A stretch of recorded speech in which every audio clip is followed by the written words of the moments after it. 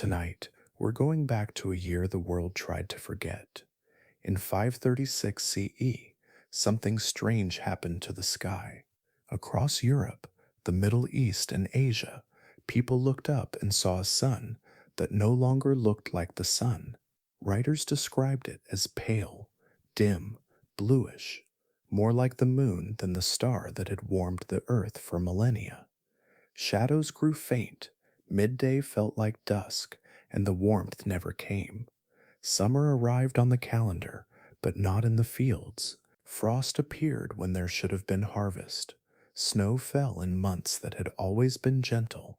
Crops failed across entire continents, not because of drought or flood, but because the light itself had changed. This wasn't an eclipse. It wasn't a single dark day that passed and was forgotten.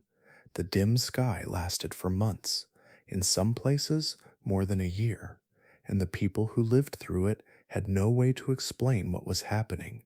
They wrote about it anyway. Historians in Rome, scholars in Constantinople, chroniclers in China, separated by thousands of miles, they all recorded the same strange observations. A world dimmed, a sun that seemed to falter, seasons that no longer followed the rhythm life depended on. Something had changed the sky. But what? What mysterious force reshaped daily life across continents at the same time? Tonight, we'll step softly into that dimmed world. We'll follow the clues left behind in ice cores and tree rings and ancient texts. But before we begin, if you find comfort in these gentle journeys through science stories, it would mean the world to me if you gave this video a like and perhaps tapped subscribe. It helps more curious minds like you find their way to this peaceful little corner of the internet. And if you'd be so kind, let me know in the comments, where are you listening from tonight and what time is it there? I love seeing how far across the world these soft explorations travel. Now, let your breath slow, let your body settle, and together, let's drift gently into the year the sun went quiet. Before the year when daylight faltered, the world moved to an older rhythm, one so steady it felt permanent. Seasons arrived, not as surprises, but as promises kept. People did not wait anxiously for spring to appear. It always did. The thaw came gradually, loosening frozen soil, waking seeds that had slept through winter's long breath. Rains followed patterns learned over generations.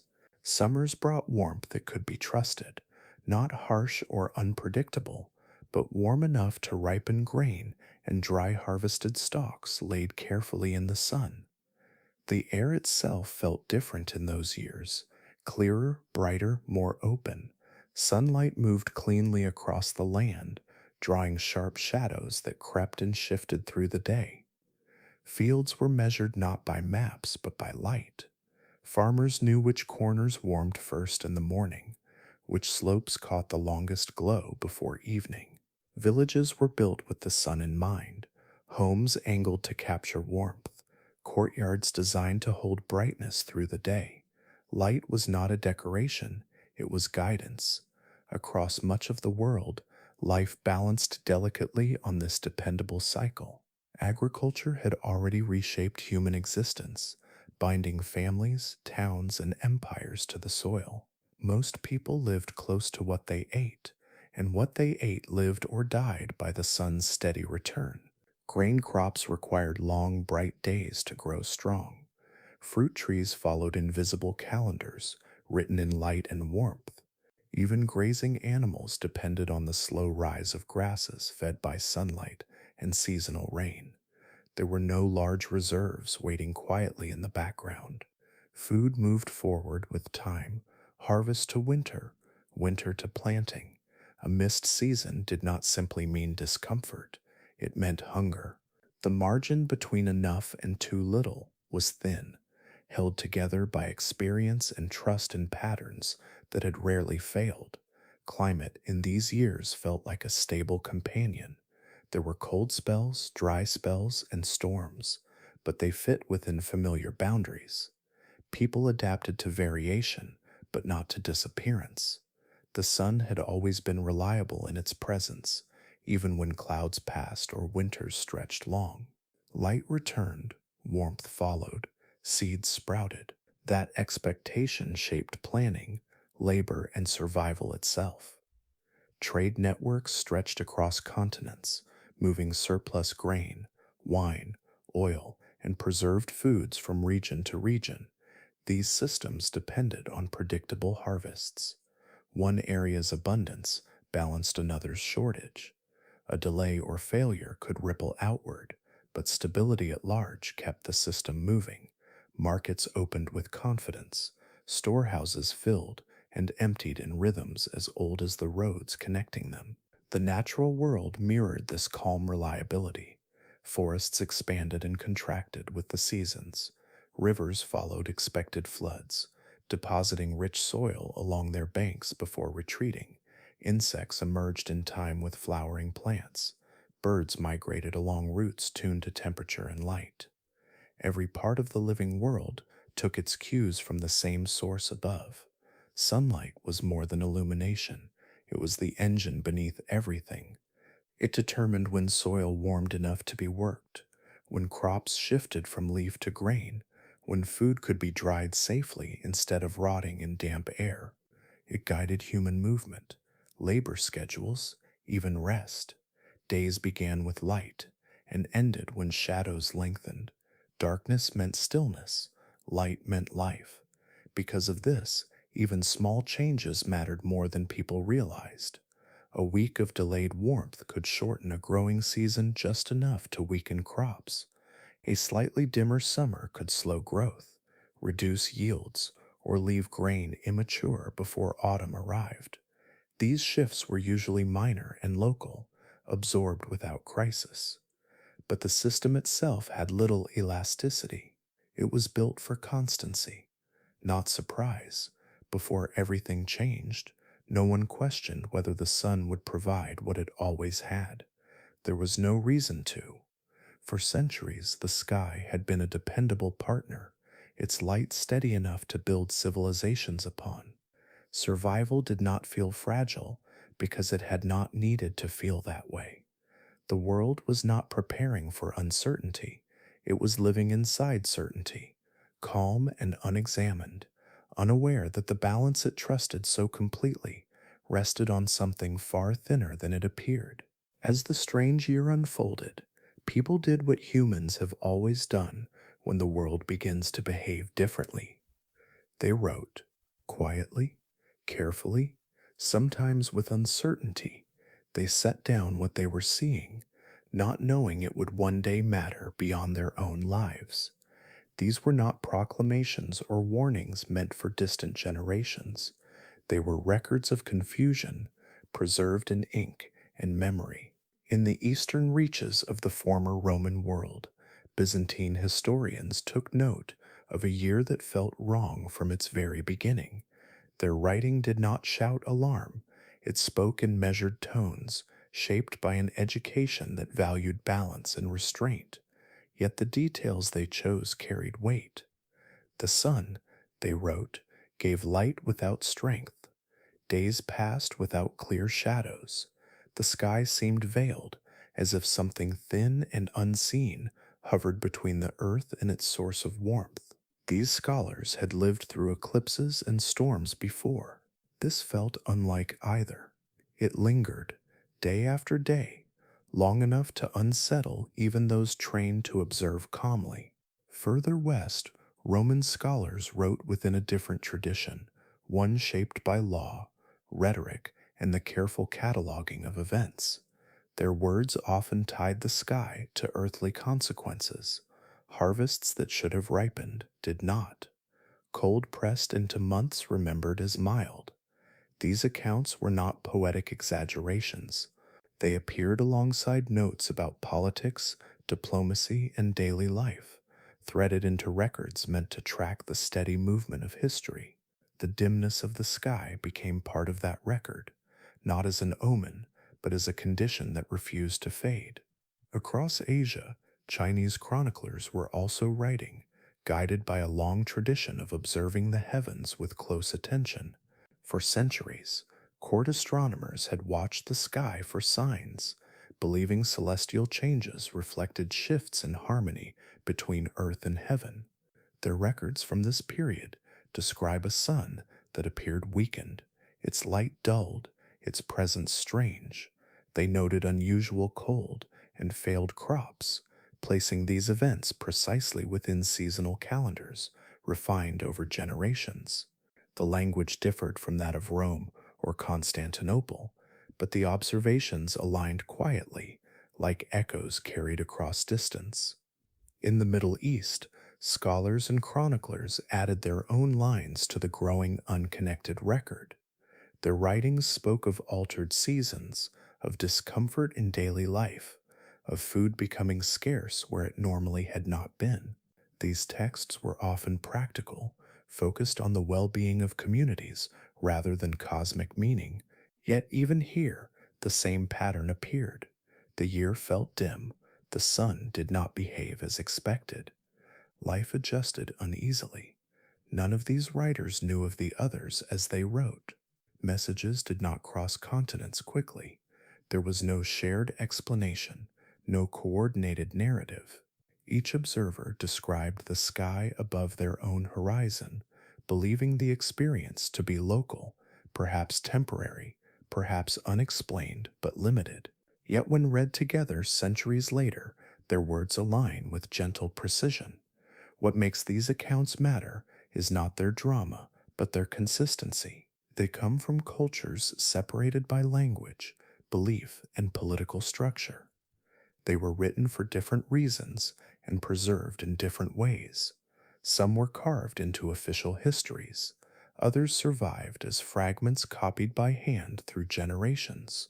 Yet they describe the same subtle failure of light, the same quiet disruption of seasons.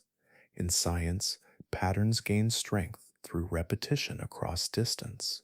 When independent observers report the same phenomenon without knowledge of one another, coincidence grows unlikely.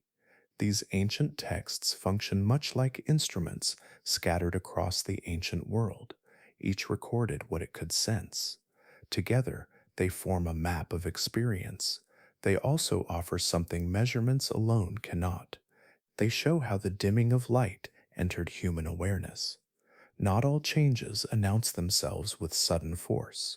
Some arrive softly, through unease, through days that never quite brighten, through summers that feel unfinished. The written warnings were not alarms ringing at once. They were whispers, spread across continents, captured by careful hands. As centuries passed, these words waited patiently, ink dried, pages aged, empires fell. Yet the record endured, allowing modern readers to listen across time, to hear how the world first noticed something had shifted above them, even before understanding could follow. As the written records accumulated, a clearer picture of the sky itself began to emerge, not through instruments or measurements, but through repeated human description. People did not speak of darkness in the usual sense. Night still arrived and departed as it always had. What unsettled them was the quality of daylight, its unfamiliar texture, its altered presence overhead. The sun remained visible, a pale disk moving along its familiar path, yet its color had changed.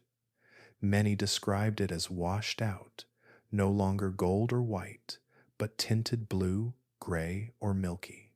It looked thinned, as if drained of strength. The light it cast felt diffuse, spreading weakly across the land rather than falling with clarity. Even when the sky appeared free of heavy clouds, the brightness never sharpened. This strange light softened the world, edges blurred, hills lost contrast. Forests seemed flatter, their depth reduced. Buildings no longer stood out against the horizon.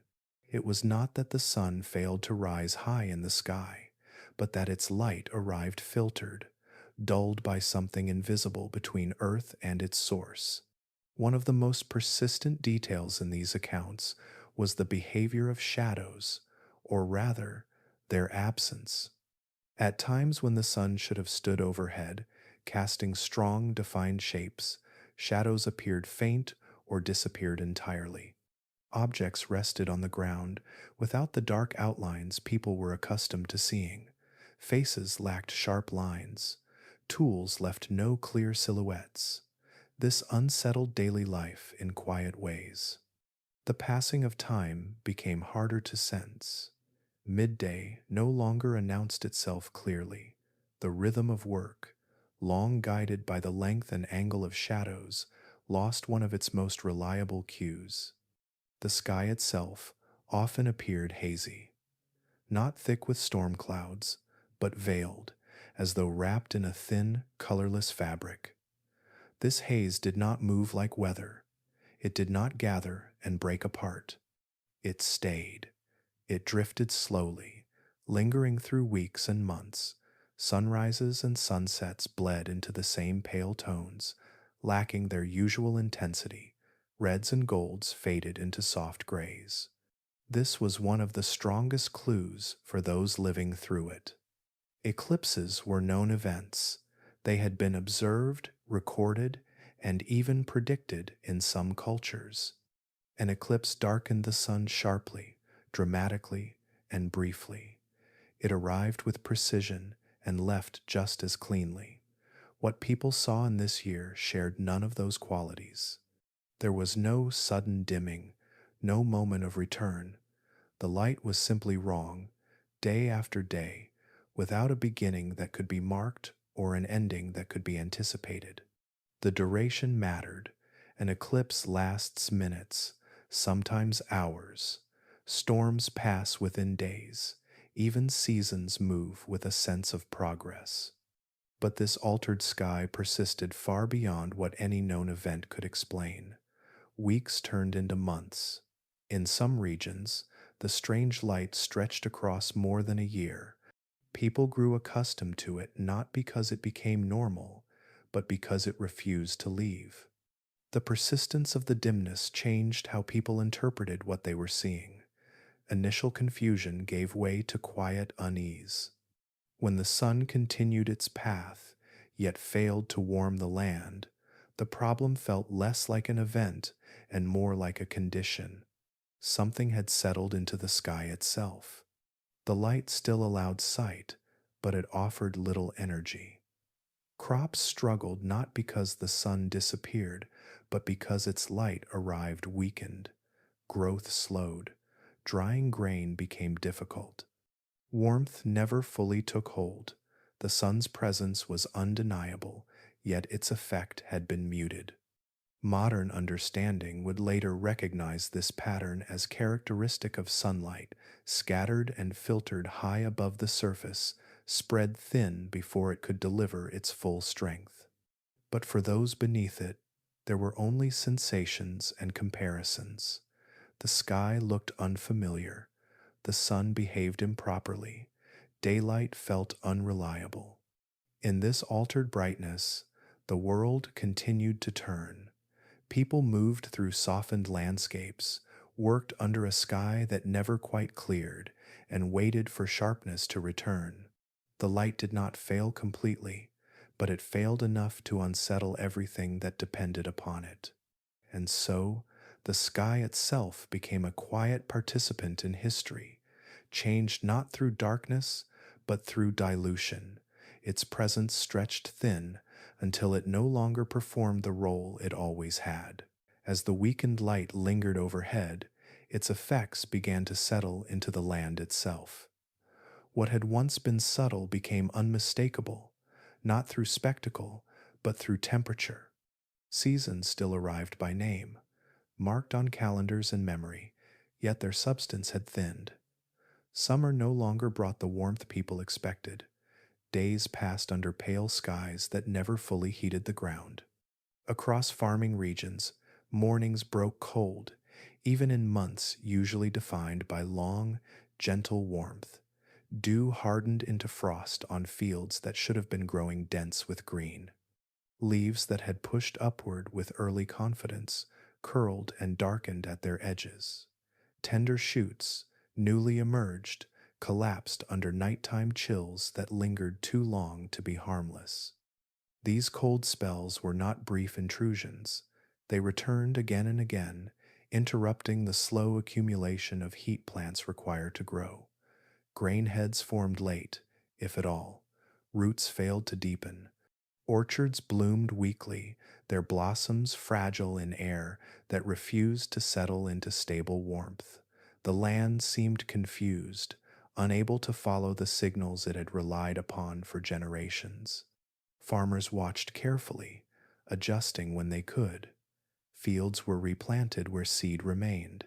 Sowing was delayed in hopes that warmth would still arrive. But seasons did not pause for patience. Time moved forward, whether growth kept pace or not.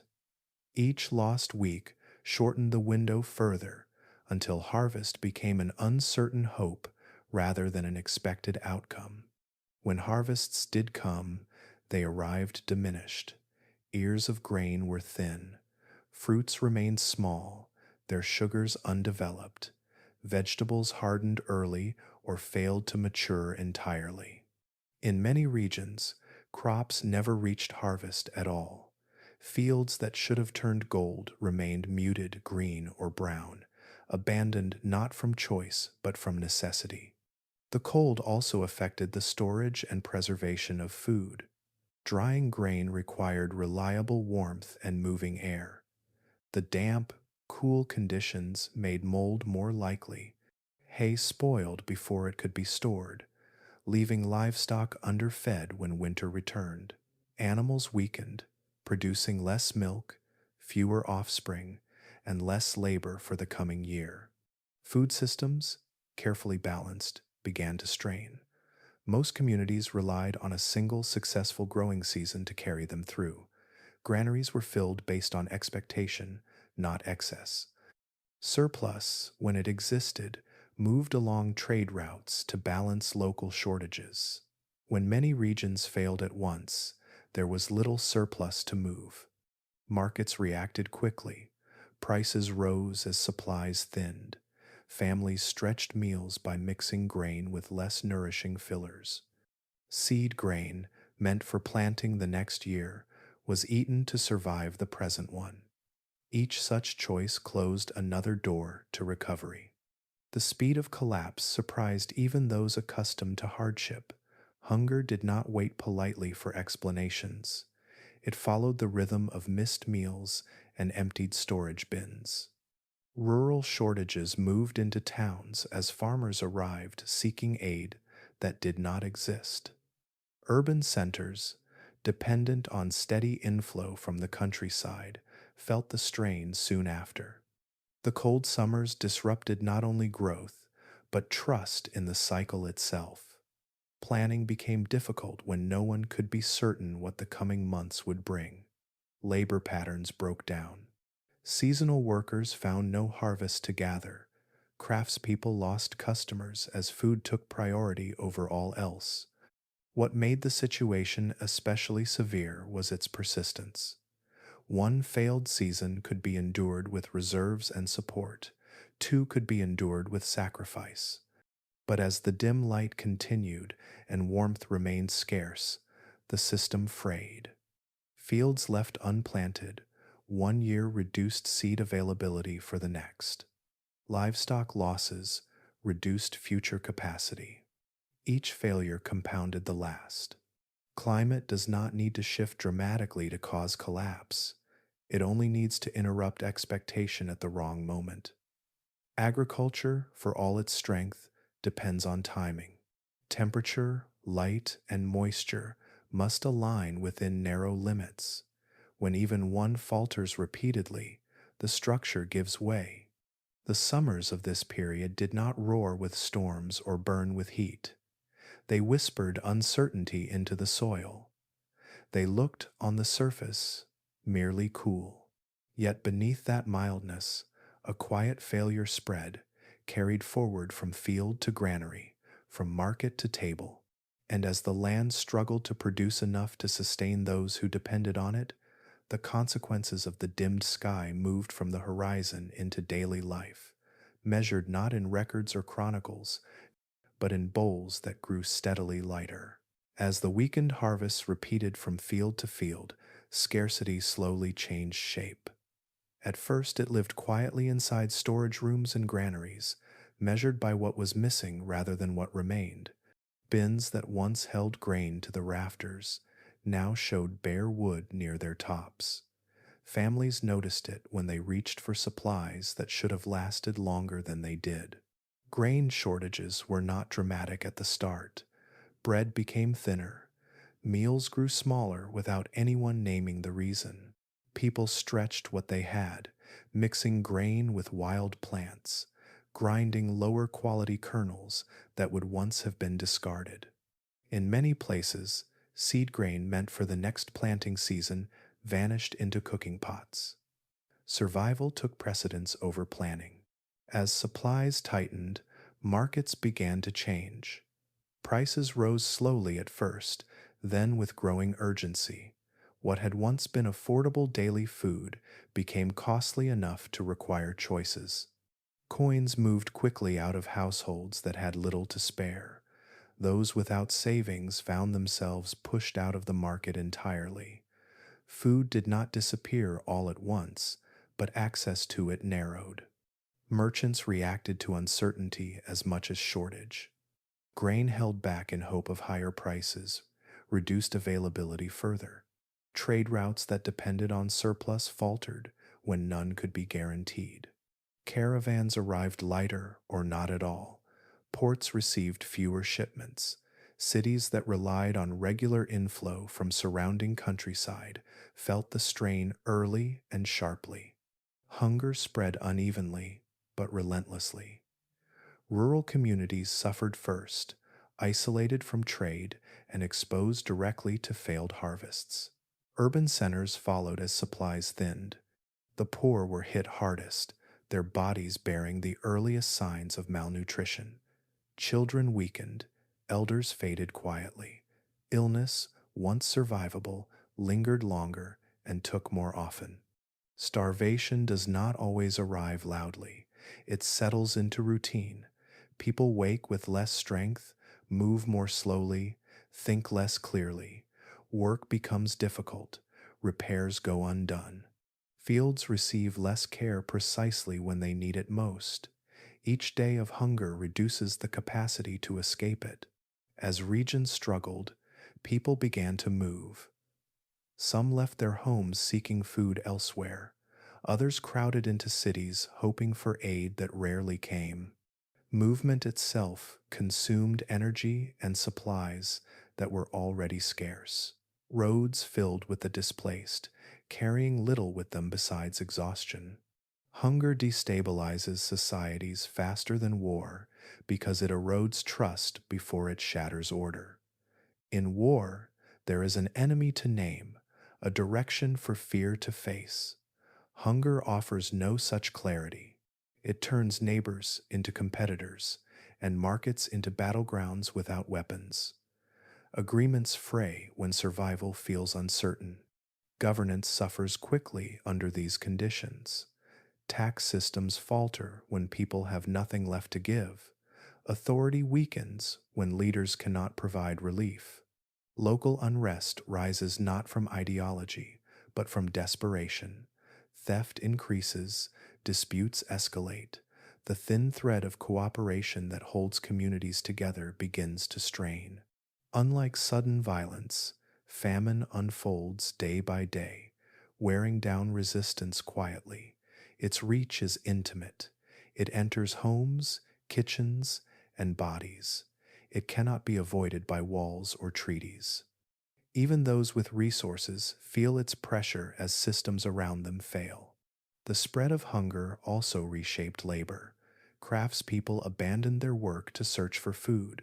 Fields lay untended because there was no energy to work them or no seed left to plant. Skilled hands turned toward survival tasks alone, narrowing the capacity of societies to maintain complexity. Across regions, similar patterns unfolded. Grain shortages fed rising prices. Rising prices narrowed access. Narrowed access deepened hunger. Hunger weakened labor. Weakened labor ensured further shortages. The cycle tightened with each passing season. What made this period especially fragile was its reach. Failures did not remain isolated. When many regions struggled at once, traditional safety nets failed. There were fewer unaffected places from which relief could flow. The strain became shared, spreading across borders without regard for politics or culture. In this way, famine became not just a condition, but a force. It reshaped behavior, reordered priorities, and quietly altered the course of communities and states alike. Long before any single moment of collapse could be named, hunger had already begun to loosen the foundations beneath everyday life. And so the dimmed sky, distant and untouchable, translated its effects into the most immediate human experience of all, the slow and spreading absence of enough to eat. As hunger settled into daily life, another change moved quietly alongside it. It did not announce itself with altered skies or empty fields. It arrived through bodies already strained, already weakened by months of poor nourishment and uncertainty. Disease followed the darkness not as a separate disaster, but as a continuation of the same slow unraveling. Malnutrition reshapes the body in subtle ways long before starvation becomes visible. Muscles thin, fat reserves vanish, but deeper changes unfold silently. The immune system, which depends on steady nourishment to maintain its defenses, begins to falter. Barriers weaken, recovery slows. Infections that once passed quickly linger longer, drawing strength from bodies that no longer have enough to spare. Communities experiencing hunger found that illness spread more easily and lasted longer. Fevers returned, wounds healed poorly.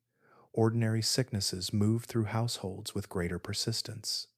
Children, elders, and the already ill were affected first, but no one stood entirely apart. Weakness traveled through families like a quiet tide. Movement, born of scarcity, accelerated this spread. As people left their homes in search of food, they carried more than hunger with them. Crowded roads, temporary shelters, and strained cities became spaces where illness could move freely. Close contact became unavoidable. Clean water grew harder to secure. Waste accumulated where systems had once functioned smoothly. Climate stress intensified these vulnerabilities. Cooler temperatures and persistent haze altered the environments where bacteria and parasites thrive. Some pathogens survived longer outside the body in damp conditions. Rodents, drawn toward human settlements by stored food and refuse, multiplied where their predators had declined. Fleas and other carriers followed, bridging the gap between animal and human worlds with ease. It was within this fragile landscape that larger outbreaks found opportunity. Chroniclers began to note sudden waves of illness that did not behave like familiar seasonal sickness. Death moved unevenly, striking quickly in some places while lingering elsewhere. Entire households vanished within weeks. Cities lost workers faster than they could replace them. Burial practices struggled to keep pace. Among these outbreaks emerged the first shadows of what would later be known as the Justinian plague. At the time, there was no name that linked cases across regions. There was only experience, sudden illness, swelling, fever, the sense that something had changed in how sickness moved through the world. The connection between the dimmed years and the plague was not obvious to those living through it. Disease felt like a separate curse, arriving after hunger had already done its damage. Yet beneath the surface, the link was physical and unavoidable. Climate stress had altered ecosystems. Hunger had weakened bodies. Movement had reshaped contact networks. Together, they created conditions where epidemic disease could ignite and spread. Climate does not need to introduce a new pathogen to cause devastation. It only needs to change the balance between host and illness. Cooler temperatures, reduced sunlight, and weakened nutrition all tilt that balance.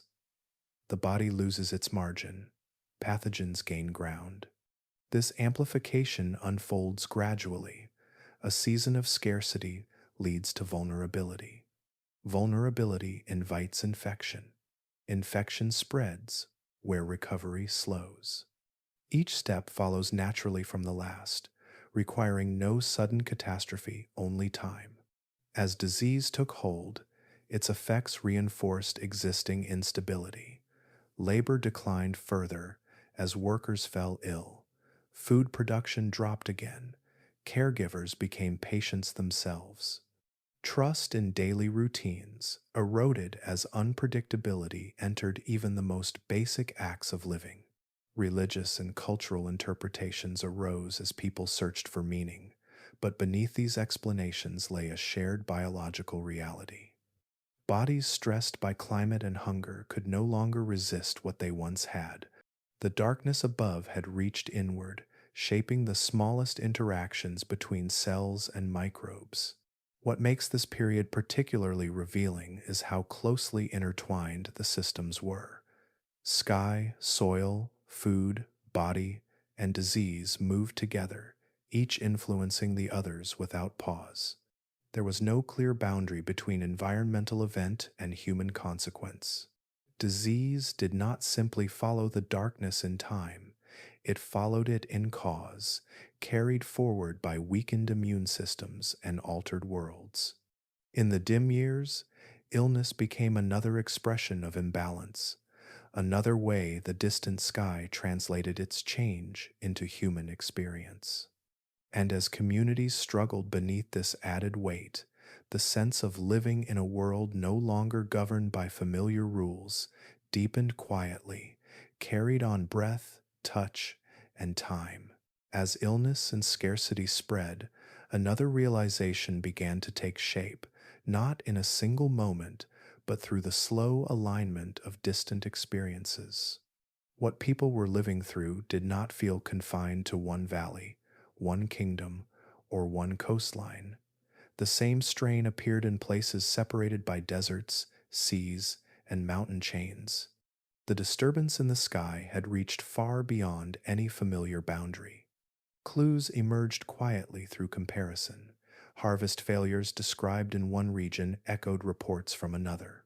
Cold summers remembered in one language mirrored seasons recorded elsewhere.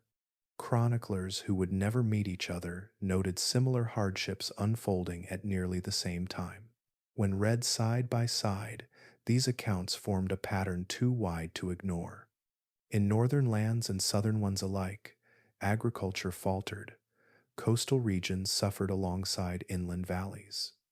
Areas shaped by different winds, rainfall patterns, and climates all experienced disruption together. This simultaneity carried meaning. Local weather events move unevenly, shaped by terrain and season. They arrive early in one place and late in another, strong here and weak there. What was unfolding did not behave that way. The timing mattered as much as the spread. Failures occurred within the same narrow window across continents. The cooling, the dim light, the weakened harvests, and the cascading consequences overlapped rather than staggered. Regions connected only loosely by trade or culture experienced parallel distress. This synchronization suggested a common driver, something operating above regional systems rather than within them. Weather is usually personal. A storm flattens one town while leaving the next untouched. Drought dries one basin while rains fall nearby. Even severe regional climate shifts tend to respect geographic boundaries, following known patterns of wind and ocean currents. The changes of this period ignored those rules. They were too evenly distributed and too persistent. Accounts from Far Eastern Asia aligned with those from the Mediterranean world. Middle latitudes and lower latitudes both reported unusual cold. Places accustomed to variable climates and those known for stability found themselves equally unsettled. If local weather had been responsible, some regions would have escaped its grasp. Very few did. The oceans themselves hint at this wider reach. Maritime trade suffered alongside land routes. Ports that relied on predictable seasons recorded shortages similar to inland centers. Fish catches fluctuated in ways tied to colder waters and altered ecosystems. The sea, like the land, responded to a broader shift. When modern researchers would later assemble these fragments, the picture sharpened. Tree growth slowed across vast stretches of the northern hemisphere, visible in rings laid down year by year. Glaciers advanced in regions far apart. Ice preserved chemical traces that settled from the atmosphere around the same time, suggesting a shared blanket overhead rather than isolated clouds. Local weather cannot account for such unity. It lacks the reach, it moves too quickly and fades too soon. It does not alter skies across continents in the same season, nor does it leave consistent marks in ice and wood thousands of kilometers apart. A global influence, by contrast, operates differently.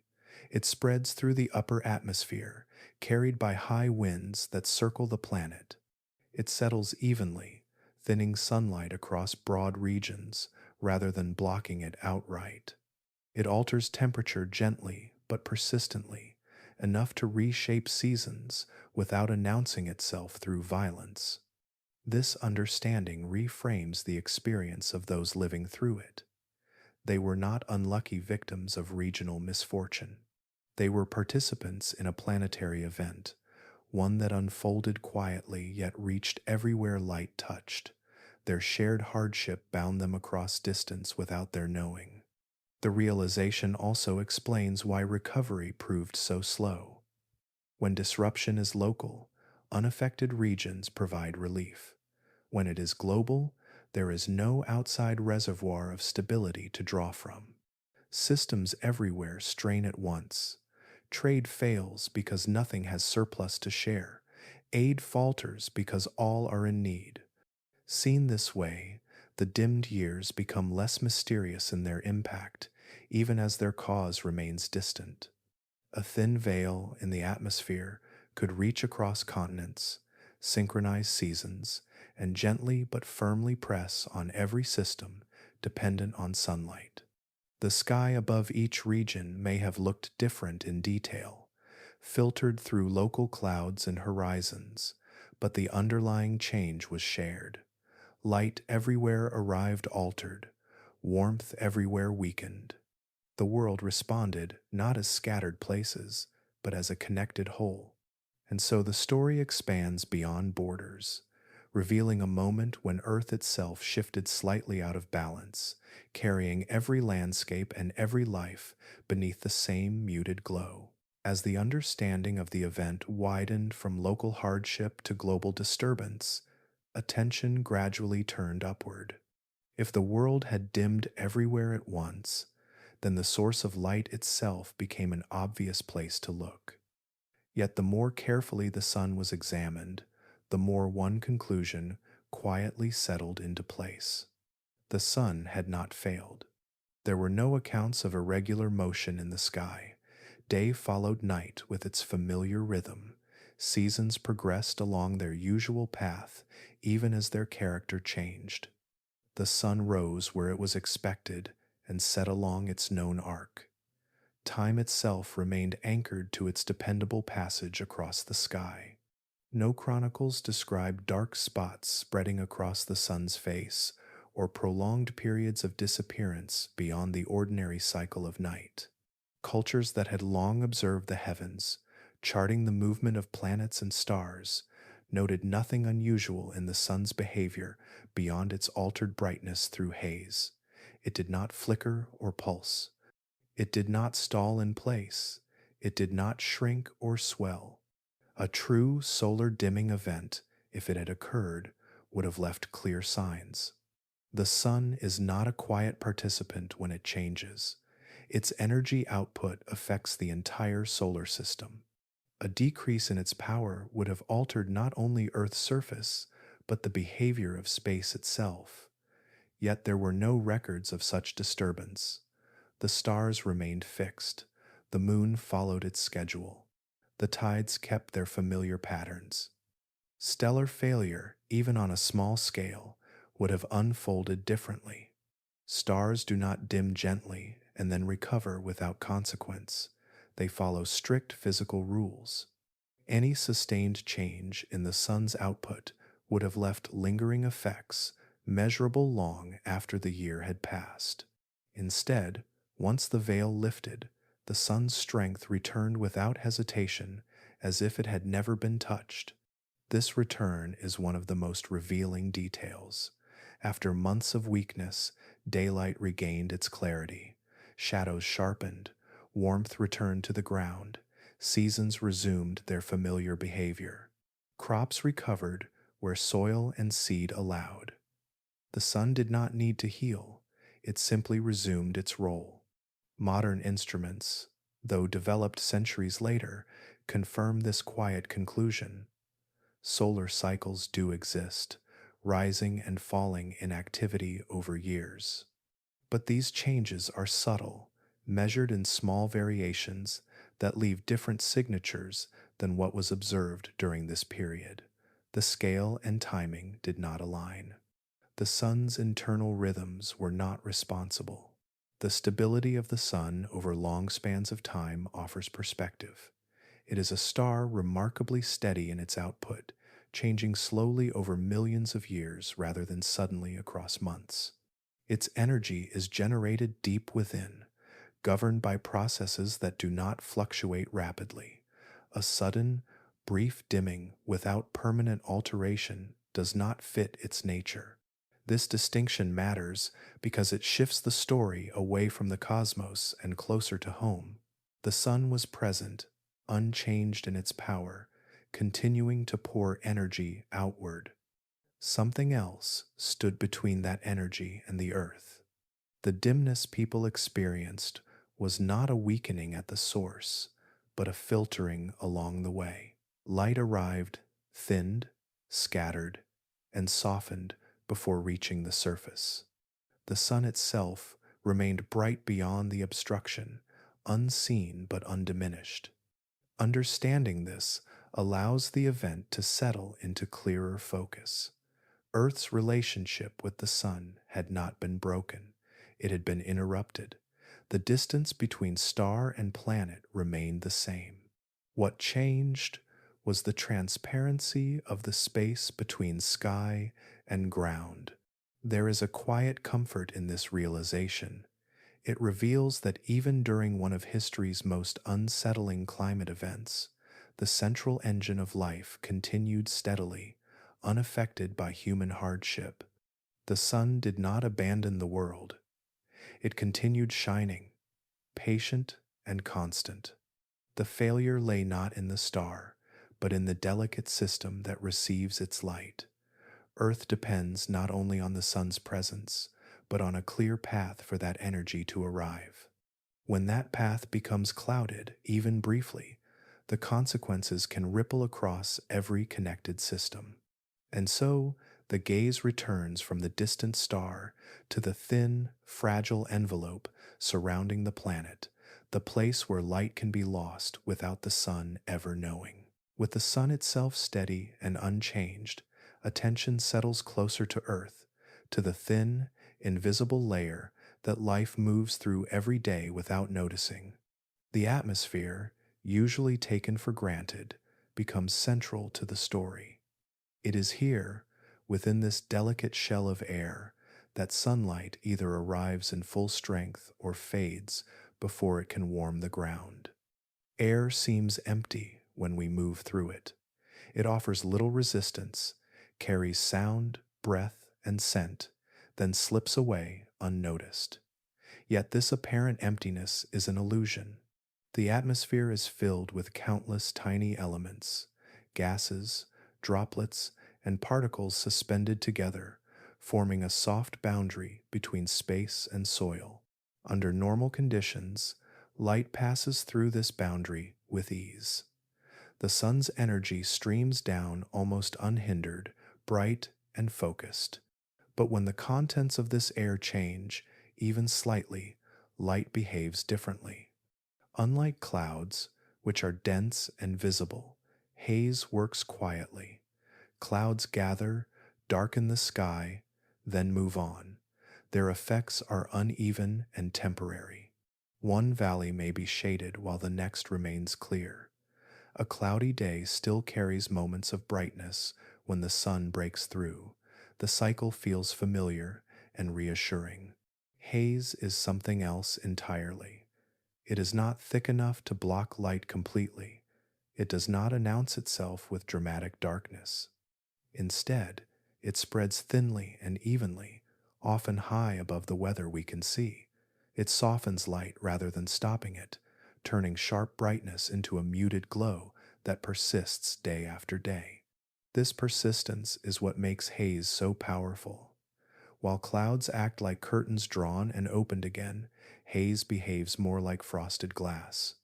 The sun remains visible, its position clear, yet its strength feels diluted. Light arrives, scattered, no longer falling directly downward in clean rays. Warmth weakens, contrast fades. Shadows soften or vanish altogether.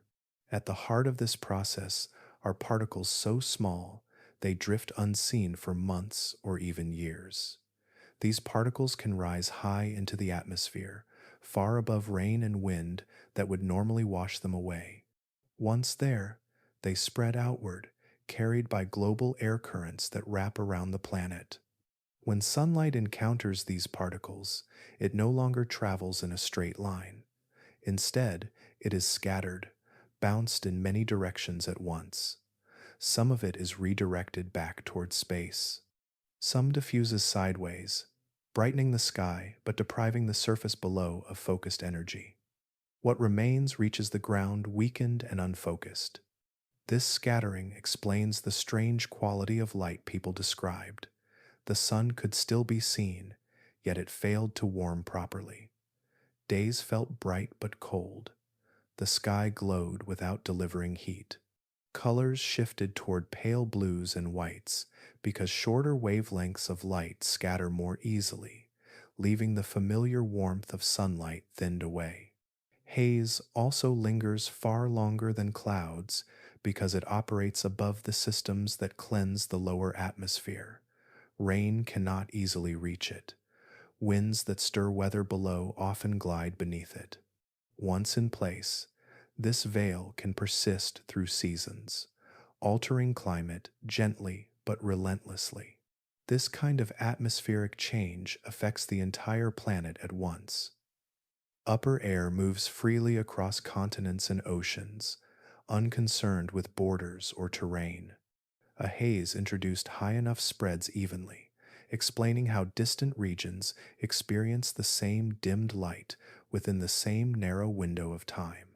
The atmosphere, usually a passive partner, becomes an active filter.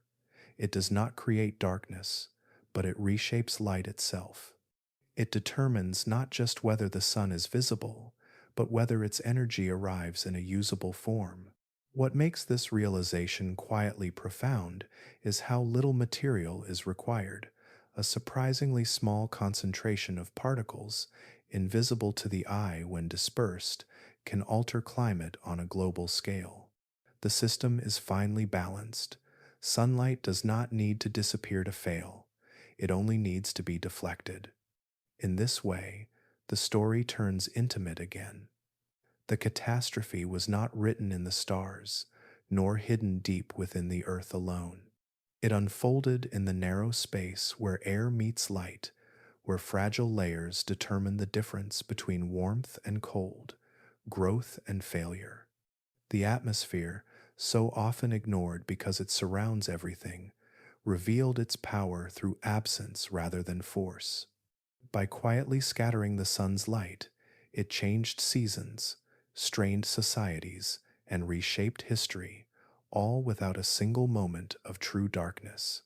And beneath this softened sky, life continued, waiting patiently for the air to clear enough for the sun's full voice to be heard again. Once the atmosphere emerged as the place where sunlight had been softened and scattered, the search for cause drifted naturally toward forces capable of reaching that height. Among all Earth's processes, only a few can lift material beyond weather, beyond clouds, into the calm, slow moving air far above. Volcanoes belong to that rare group. Most eruptions never leave their local mark. Lava spills, ash falls nearby, skies darken briefly, then clear. Rain washes particles from the air within days or weeks. Life resumes its familiar rhythm.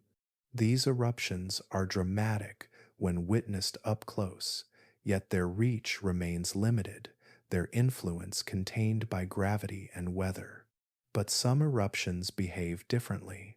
They do not merely break the surface. They punch upward with such force that ash, gas, and fragmented rock surge beyond the lower atmosphere into a quieter layer above, the stratosphere. This region sits high over storms and clouds, a place where air moves slowly and rain rarely reaches. When volcanic material enters this space, it escapes the usual cleaning cycles. Particles spread outward instead of falling back down. Winds at these heights circle the globe, carrying fine debris across continents and oceans. What begins as a single eruption can become a planetary event. Among the materials released, sulfur-bearing gases play a subtle but powerful role. Once aloft, they transform into tiny droplets, forming a thin veil of reflective aerosols. These droplets are small enough to remain suspended for months or even years. They drift gently, invisible as individual particles, yet vast when taken together. This veil acts as a mirror and a maze. Sunlight striking it is scattered in every direction. Some is reflected back toward space, some is diffused, spread thin before it ever reaches the ground. The result is not darkness, but dilution. Days remain bright enough to see, yet too weak to warm as they once did. High-altitude aerosols linger because nothing easily removes them. Rain falls far below. Winds move slowly. Gravity has little effect on particles this fine. Time becomes the only cleansing force, allowing gradual settling and chemical change to thin the veil at last. Until then, the sky remains altered. This lingering quality distinguishes climate-altering eruptions from ordinary ones. Size alone is not enough. The eruption must be energetic enough to breach the boundary between the lower atmosphere and the stratosphere. It must also release the right materials in the right quantities. Many eruptions fail one requirement or another. Only a small fraction shape climate on a global scale. The difference lies not in what happens on the ground, but in what escapes upward. A modest eruption in a remote place may have little visible impact nearby, yet still inject enough material high above to affect the entire planet. Meanwhile, a spectacular eruption that collapses mountains and reshapes landscapes can leave climate untouched if its debris remains low. Volcanoes capable of influencing climate operate on a different timeline. Their effects unfold slowly. After the eruption ends, the sky may appear unchanged for weeks. Then, gradually, light softens. Temperatures dip, seasons shift. Cause and effect drift apart in time, making the connection easy to miss without careful observation. When multiple eruptions occur close together, their effects can overlap. Each adds another layer to the veil, thickening it slightly, extending its lifespan. The atmosphere remembers these additions, stacking their influence even as individual eruptions fade from memory. What might have been a brief cooling becomes a prolonged one. Volcanoes also care little for borders. Their influence spreads equally in all directions. Material injected near one region circles the globe, redistributing itself with quiet efficiency. The planet responds as a single system, light altered everywhere at once. Seen this way, volcanoes become more than local hazards. They are part of Earth's long conversation with the sun, capable of moderating the energy that reaches the surface. Most of the time, they speak softly or not at all. Occasionally, they speak loudly enough to be heard across centuries. In the dimmed years, the atmosphere behaved like a memory of eruption, holding on to what had been given to it and releasing it slowly. The sun continued to shine above, unchanged and steady, while Earth's own processes reshaped how that light was received. Volcanoes, patient and powerful, remind us that the planet has ways of touching every life at once, not through sudden destruction, but through quiet shifts in air and light that unfold gently, persistently, and far beyond the moment they begin. Long after the dimmed years passed from living memory, the earth quietly kept its own record, far from cities and fields, beyond the reach of hunger and disease. Snowfall continued its patient work. Each winter added a thin white layer to ice sheets and glaciers, pressing the past gently downward, sealing moments of atmosphere into frozen time. Ice does not rush. Snow falls, settles, and slowly compresses under the weight of what follows. Air becomes trapped between crystals. Dust settles and stays. Chemical traces, invisible and silent, are locked into place as layers harden into ice. Year by year, the surface moves upward and history sinks deeper, preserved without intention or bias. In places like Greenland and the high mountains of the world, this process never stopped. Even during the darkest years, snow continued to fall. It carried with it whatever drifted through the air at the time. Ash too fine to be seen, gases transformed into microscopic droplets, particles scattered so widely that no single landscape could claim them as local. When scientists eventually learned how to read this frozen archive, they discovered that the ice had been listening all along. By drilling deep into ice sheets, researchers extracted long cylinders that held thousands of years stacked in order.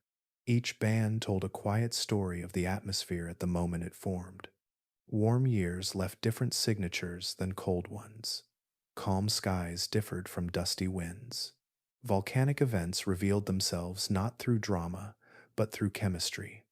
Within layers dating to the middle of the 6th century, something unusual appeared.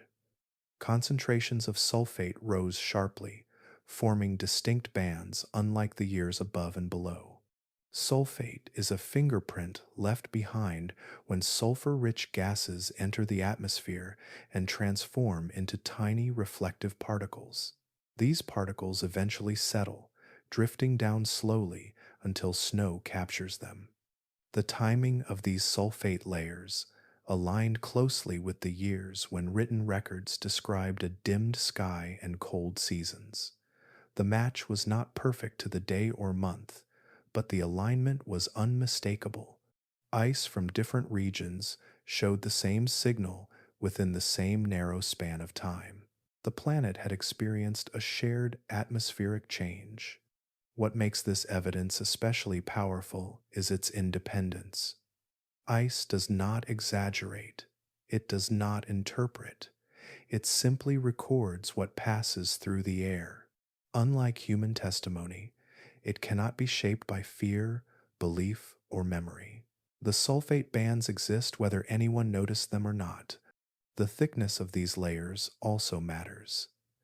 They suggest not a single brief event, but a sustained presence of material high in the atmosphere.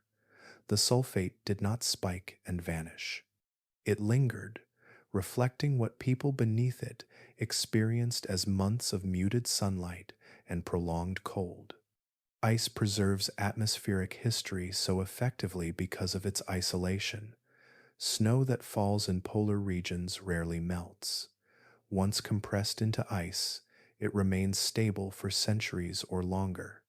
Chemical reactions slow to near stillness. The trapped air and particles stay in place, protected from disturbance. This makes ice a rare kind of witness. While forests burn, cities crumble, and written records are lost, ice endures quietly, holding its layered memory intact.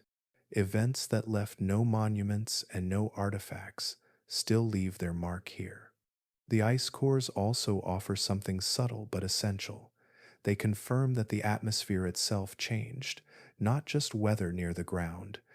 Sulfate in these quantities points to material reaching high altitudes, spreading globally before settling. It supports the idea of a thin planetary veil rather than scattered regional haze. In this frozen record, the dimmed years gain a physical form. The soft descriptions of pale suns and cold summers are anchored to matter, to chemistry preserved beyond reach of opinion. Ice and text begin to speak the same language. The story becomes richer through this convergence. Human suffering and natural process, once separated by centuries, meet within these layers. What people felt in their bones is mirrored by what snow captured above them. The ice does not explain everything. It does not name the volcano or describe the moment of eruption. It offers no drama, but it confirms that the sky carried something unusual, something vast enough to leave a signature across continents and decades. Deep within the ice, the dimming of the sun remains quietly recorded, waiting for those who know how to listen. As the ice revealed signs of a sustained atmospheric veil, attention shifted from the sky's effect to the moments when that veil was first lifted into place. The planet itself had left clues scattered across stone, ash, and time. When these clues were gathered carefully, certain regions began to stand out, not as singular culprits, but as likely contributors to a shared disruption. One of the strongest signals points north, toward the volcanic landscapes of Iceland. This region sits atop a restless boundary where Earth's crust pulls apart, allowing magma to rise more easily than in most places. Iceland's volcanoes are known not only for their frequency, but for their ability to send material high into the atmosphere when conditions align. Layers of volcanic glass and ash preserved in ice cores and sediments match the chemical signatures associated with eruptions from this region. The evidence suggests a powerful eruption, or possibly a sequence of eruptions, releasing large amounts of sulfur-rich gases. These gases, once lofted into the upper atmosphere, would have transformed into reflective particles, spreading outward along high-altitude wind paths. Iceland's latitude made it especially capable of influencing the northern hemisphere broadly, touching Europe, Asia, and beyond. Historical traces on land echo this timing. Lava fields and tephra layers show activity clustered around the years when the sky dimmed. While no single written account records the eruption itself in detail, the physical record beneath the surface fills in what memory lost. Volcanoes often speak most clearly after the fact. Yet the story does not end in the north. Evidence also hints at volcanic activity closer to the equator, where eruptions can have an even wider reach. Tropical volcanoes sit beneath air currents that circulate across both hemispheres. When material enters the stratosphere at these latitudes, it does not remain confined. It spreads evenly around the globe, thinning sunlight everywhere rather than unevenly. Chemical traces in ice cores suggest that at least one eruption may have occurred in the tropics around the same period. The exact location remains uncertain, hidden beneath forests, oceans, or layers of later activity. But the chemistry tells a quiet story of sulfur released at just the right altitude to influence global climate. This possibility matters because the atmosphere responds differently to single events than to overlapping ones. A lone eruption can cool the planet briefly, then fade as particles settle and sunlight returns. When eruptions occur close together in time, their effects stack gently but persistently. Each eruption adds more particles to the sky, thickening the veil already in place. Instead of allowing light to recover between events, the atmosphere remains saturated. Cooling deepens, recovery slows, the seasons stretch out of alignment. Multiple eruptions also complicate the climate's natural balancing mechanisms. Normally, warmth and light help disperse lingering effects through circulation and precipitation. When cooling continues without pause, these cleansing processes weaken. The atmosphere holds on longer to what it has been given. The dimmed years reflect this pattern. The cooling was not abrupt, nor was it brief. It extended beyond a single season, pressing gently but firmly on agriculture, ecosystems, and human systems alike. This endurance fits the signature of compounded volcanic influence rather than a solitary event. There is a quiet irony in this process. Volcanoes are often imagined as explosive agents of sudden destruction. In this case, their most profound impact came through patience. A gradual accumulation of fine particles, lifted high and spread wide, reshaped climate without fire ever touching the ground where most people lived. The likely eruptions did not announce themselves with immediate catastrophe. They worked instead through distance and time, altering the relationship between Earth and sunlight in a way few could perceive directly. The darkness was not born in a day. It was assembled. What remains striking is how Earth's internal processes aligned across regions. Forces deep beneath Iceland and possibly beneath tropical landscapes contributed to a shared atmospheric state. Separate eruptions became part of a single planetary response. In the end, the darkness was not the product of one mountain or one moment. It was the combined breath of the planet, released in stages, carried upward, and held aloft long enough to soften the sun's presence everywhere at once. And beneath that softened sky, life waited for the slow clearing that would eventually come, unaware that the cause lay scattered across distant stone and silent air currents far above. As the sources of the atmospheric veil came into focus, the strange appearance of the sky itself became easier to understand. The colors people described were not imagined, nor were they symbolic. They were the natural result of how light behaves when it is forced to travel through a crowded sky. Sunlight, when it leaves the sun, carries every visible color blended together. Under clear air, those colors travel mostly in straight lines, striking the ground with strength and balance. Warm tones arrive intact, shadows form with sharp edges. The sun appears solid and defined. Aerosols change that journey. The tiny particles suspended high above the weather act like countless small mirrors and prisms. As sunlight enters this field, it is interrupted again and again. Instead of moving directly downward, light scatters in all directions. Some of it is reflected back toward space. Some is sent sideways across the sky. What continues downward arrives weakened and altered. This scattering does not affect all colors equally.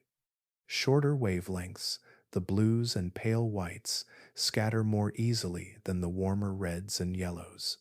As a result, the sky brightens with cool tones, even as the ground beneath cools. The warmth carried by longer wavelengths is thinned away first.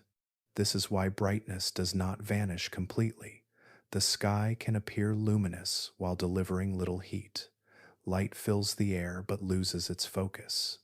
The world remains visible, sometimes even strangely bright, yet energy fails to concentrate where life depends on it.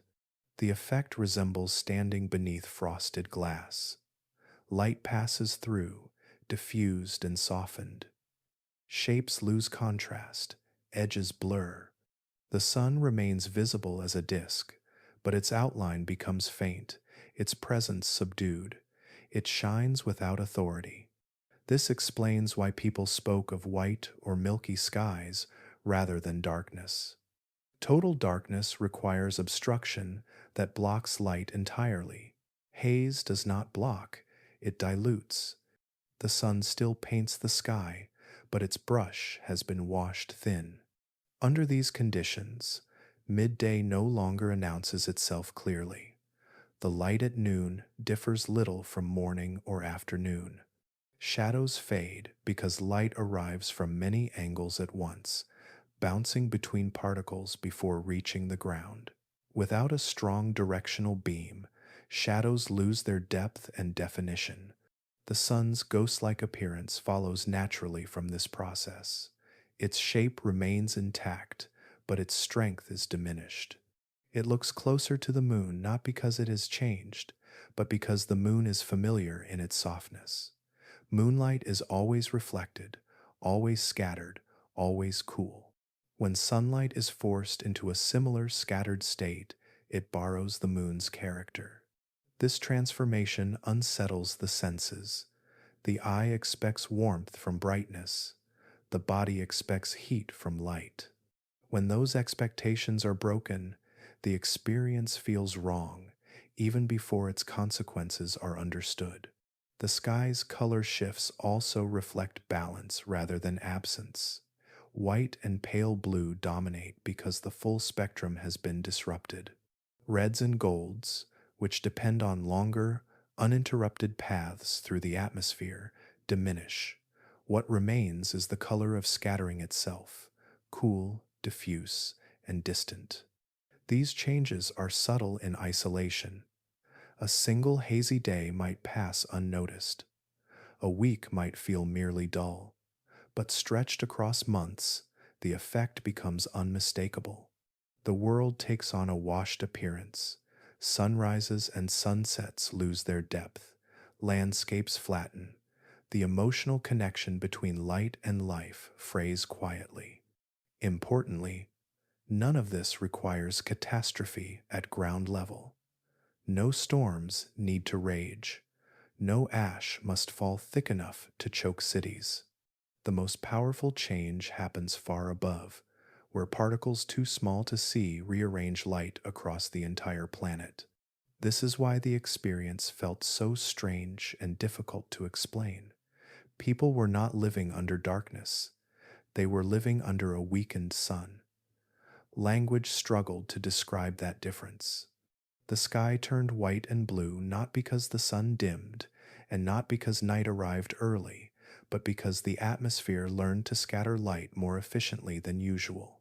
It held sunlight gently, spread thinly across the sky, and denied it the strength to nourish the ground. In that pale glow, the sun hovered like a memory of itself, present but distant, shining through a veil that softened its voice until it sounded almost like silence. The sky did not clear all at once.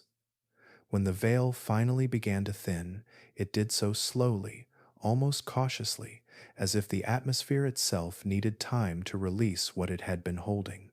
The return of sunlight was not marked by a single morning when warmth rushed back into the land. Instead, it unfolded over years, felt more as hesitation than relief. The initial dimming left a deeper imprint than anyone living through it could have known. Even after the brightest haze eased, cooling lingered. Summers arrived carrying slightly more warmth than before, yet still fell short of what fields required. Winters stretched longer, frost came early and lingered late. The climate did not snap back, it drifted. This extended cooling reflected the behavior of the atmosphere itself. High above the ground, fine particles continued to circulate, thinning only gradually as gravity and chemical change worked in quiet partnership. The sky brightened unevenly. Some regions felt improvement sooner. Others remained subdued, as if the haze moved in slow waves around the globe. Agriculture, already weakened, suffered further. Fields exhausted by earlier failures did not rebound easily. Soil that had gone untilled lost structure. Seed supplies, already eaten or spoiled, remained scarce. Even when light improved, the human systems that depended on it lagged behind. Crops continued to fail not always from cold alone, but from the accumulated damage of previous seasons. Plants that did sprout often lacked resilience. Livestock herds had not fully recovered, limiting plowing and transport. Labor shortages persisted as illness and hunger continued to claim strength.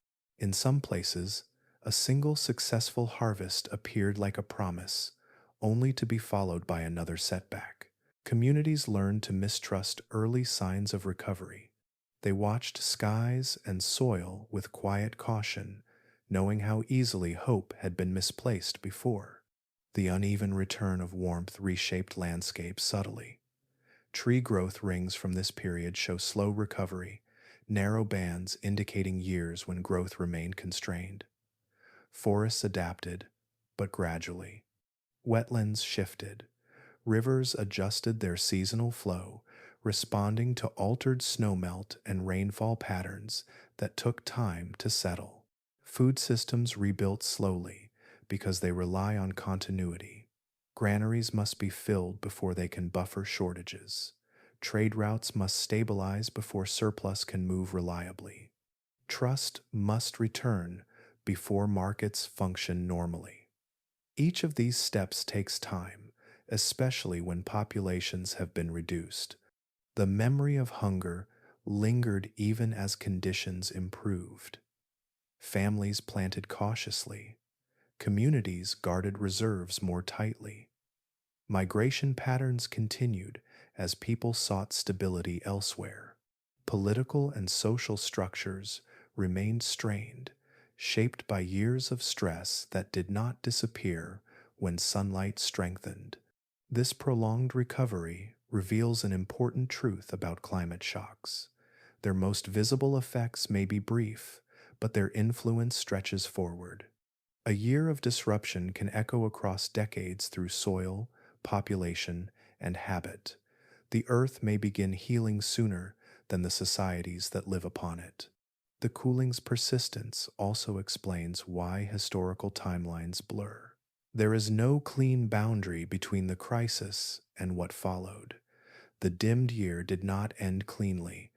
It softened, faded, and left behind a climate slightly altered from what had come before. For many, life during these years felt suspended, not catastrophic in a single moment, but quietly uncertain for far longer than expected. Recovery did not arrive as celebration. It arrived as the slow return of predictability. Eventually, warmth stabilized. Harvests grew more reliable. Light regained its familiar authority. Yet even then, the world that emerged was not identical to the one that had preceded the darkness. Losses had been absorbed. Adaptations had taken place. Memory had altered behavior. The atmosphere cleared faster than the consequences it created. What remained was a lesson written into the landscape and into human experience that brief disruptions can cast long shadows when they touch the systems life depends on most. As seasons finally settled into rhythm again, the story of the dimmed years did not end. It became part of the background, a quiet influence shaping how people measured time, prepared for uncertainty, and understood the fragile thread connecting light, climate, and survival.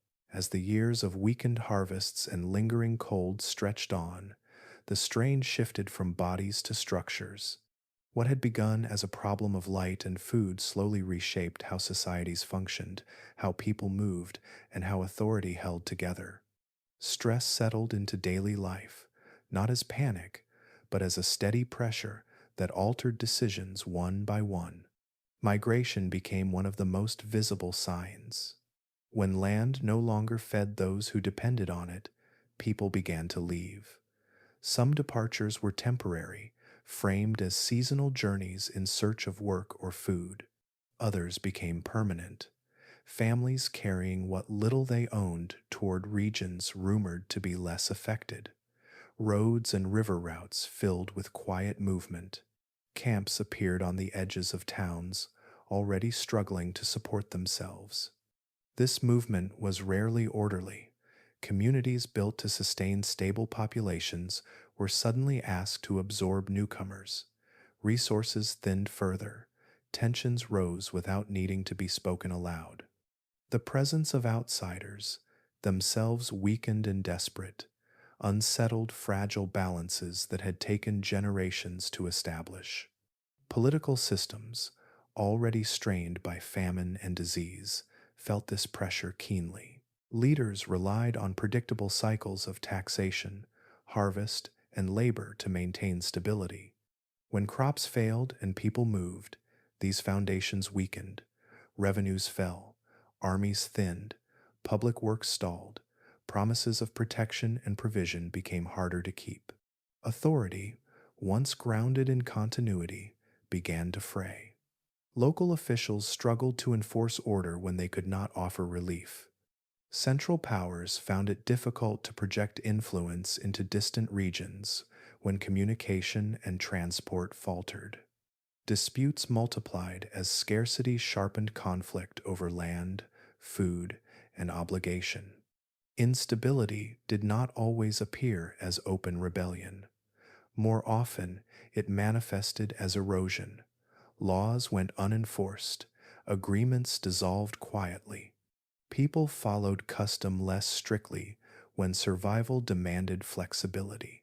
Informal systems replaced formal ones, shifting power toward those who could control access to remaining resources. Local economies suffered deeply under this prolonged stress. Markets depend on trust and flow. Goods must arrive regularly. Currency must retain value. Labor must be available. Hunger disrupted all of these at once. When people could not eat, they could not work. When they could not work, production fell. When production fell, trade slowed further. Crafts declined as energy turned toward basic survival. Tools broke and went unrepaired. Buildings decayed. Infrastructure that connected communities began to fail. Roads fell into disuse. Bridges weakened. Ports saw fewer ships. Each small loss compounded the next, shrinking the economic landscape. The collapse of local economies also meant the loss of resilience. Communities that once specialized, producing surplus in one area to trade for another, were forced into subsistence. This shift reduced efficiency and increased vulnerability. A poor season now carried heavier consequences because there was no broader network to absorb the shock. As economies contracted, social roles blurred. Farmers became migrants, artisans became laborers, elders lost status as experience, offered fewer solutions to unfamiliar conditions. Knowledge tied to stable seasons lost its power. Adaptation became constant, exhausting, and incomplete.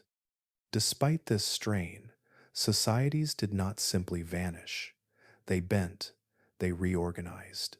New patterns emerged from necessity. Some regions consolidated power as smaller communities collapsed.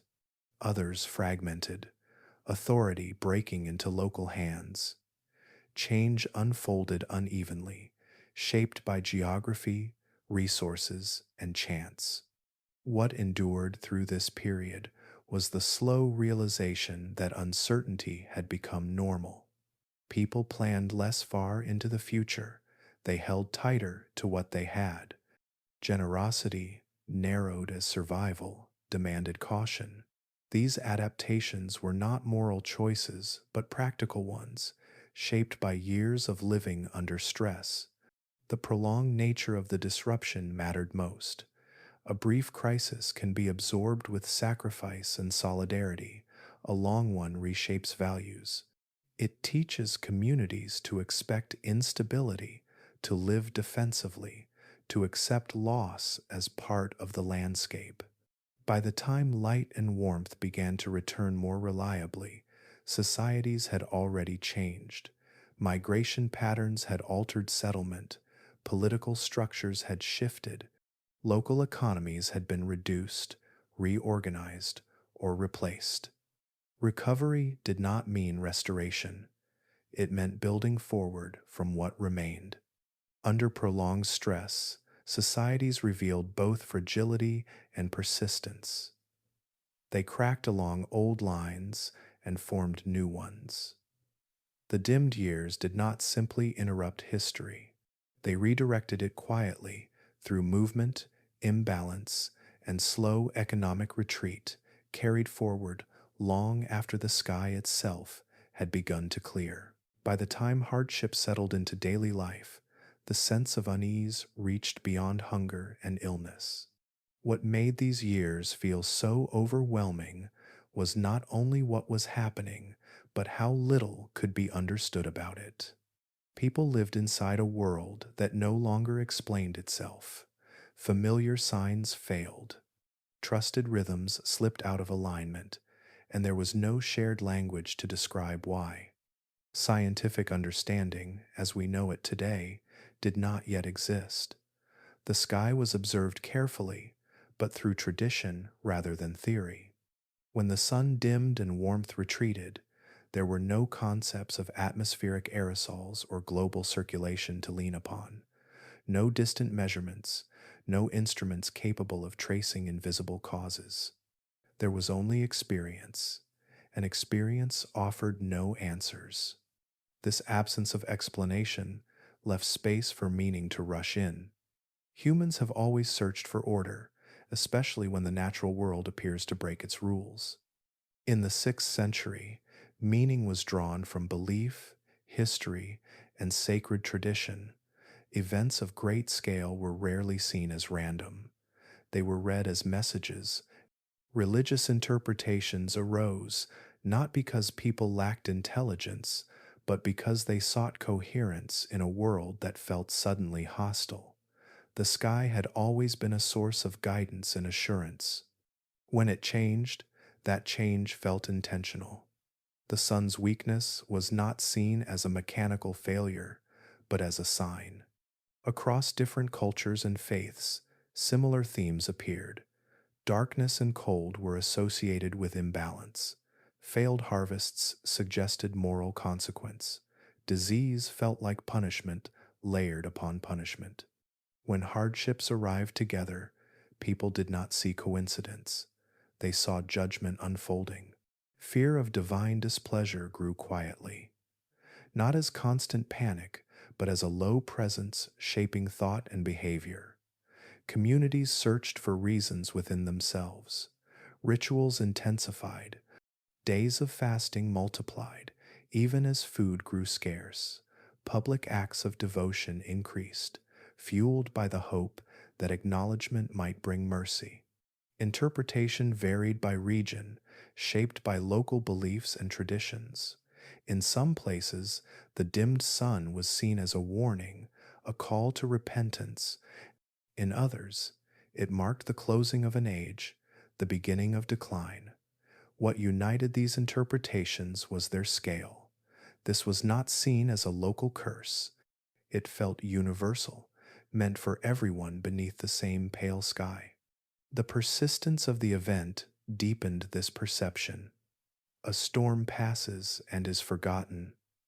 A famine caused by drought can be blamed on the land. But when the sky itself remains altered for months, explanation shifts from the physical to the cosmic. Time stretches fear into something heavier. Each season that failed reinforced the sense that the world itself had turned away. Language reflected this weight. Chronicles spoke of the sun losing its strength, of days lacking their proper light. Metaphors leaned toward endings rather than interruptions. The future felt uncertain, not just materially, but spiritually. When divine order seems disrupted, every part of existence feels fragile. This atmosphere of interpretation influenced behavior. Decisions were made with eternity in mind as much as survival. Some communities withdrew, focusing inward. Others sought meaning through shared suffering, believing endurance itself held spiritual value. The absence of clarity shaped not just thought, but action.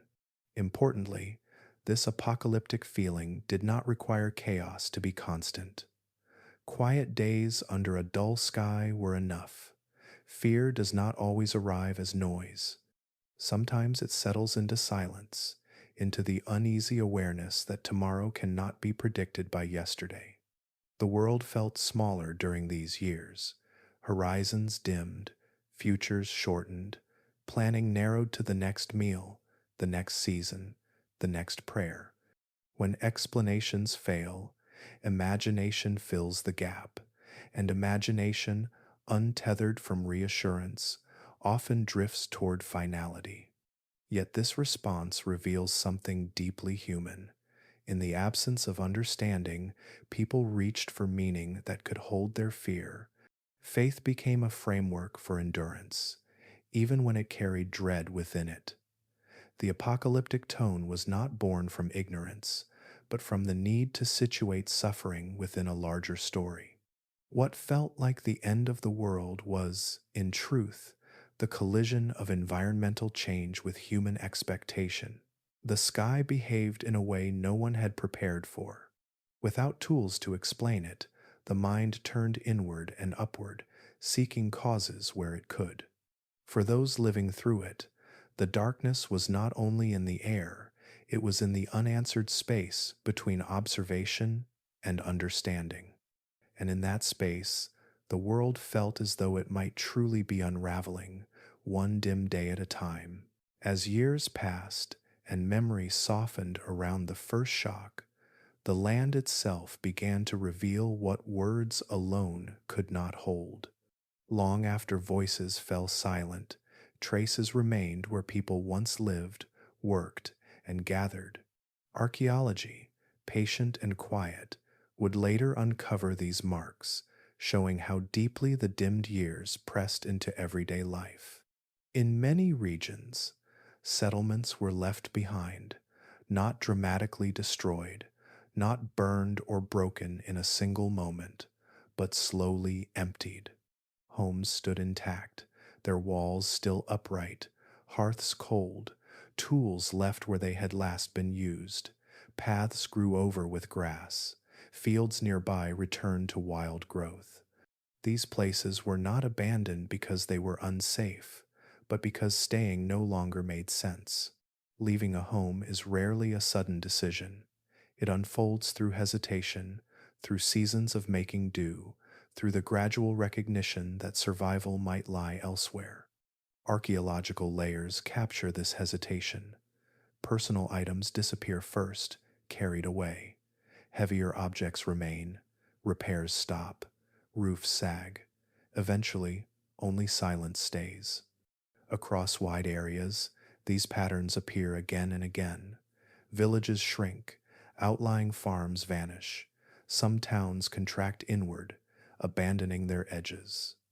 Others are left entirely, their populations drawn toward uncertain promise in distant regions. This movement reshaped settlement maps in ways that do not quickly reverse. Burial practices also changed, leaving one of the clearest physical signals of strain. In many locations, graves increase sharply within a short span of years. Cemeteries expand beyond their usual bounds. Burials grow simpler, fewer markers, less care. Sometimes bodies are placed together, not from ritual, but from necessity. These burial spikes align closely with periods of hunger and disease. They speak not only to increased death, but to communities stretched thin. Time, labor, and resources once devoted to ritual and remembrance became scarce. The living focused on endurance, even as the dead multiplied. The tone of burial shifts as well. Grave goods diminish. Construction around burial sites becomes more hurried. In some cases, graves appear in unusual places, closer to settlements, reflecting urgency rather than tradition. Death pressed closer to daily life. Beyond homes and graves, the rhythm of construction itself slowed noticeably. Large projects ceased, new buildings became rare, stone quarries show reduced activity, brick production declined. Timber use dropped as forests reclaimed unused land. The landscape paused its transformation. Construction requires surplus, steady labor, and confidence in the future. When these vanish, building stops almost immediately. Roads fall into disrepair, walls crumble, public spaces shrink back into shadow. The absence of new construction speaks not just to poverty, but to uncertainty. There is little reason to build when tomorrow feels unreliable. Monuments left unfinished stand as quiet testimony, foundations laid but never raised, walls begun and abandoned midway. These incomplete structures reflect a break in continuity, moments when intention could no longer meet reality. What makes these archaeological signs especially powerful is their consistency. They appear across regions shaped by different cultures and traditions. The forms vary, but the message remains the same. Human activity contracted, the future narrowed, energy retreated inward. These signs are not evidence of a single collapse, but of many small withdrawals, each household adjusting, each community simplifying. Together, these choices reshaped entire regions without a single moment of dramatic fall. Archaeology does not find panic, it finds adaptation under pressure. It finds evidence of people doing what they could, reducing complexity to survive. Smaller homes, fewer tools, less ornamentation, life streamlined by necessity. Time eventually softened these scars. Some abandoned settlements were reoccupied generations later. Others remained empty, their memory fading into story. Burial practices returned to familiar forms. Construction resumed when conditions allowed. Yet the layers remained, waiting beneath soil and stone. They carry the imprint of years when the world demanded less ambition and more endurance. They show how environmental stress translates into cultural change, not through spectacle, but through subtraction. The absence of activity tells as much as presence ever could.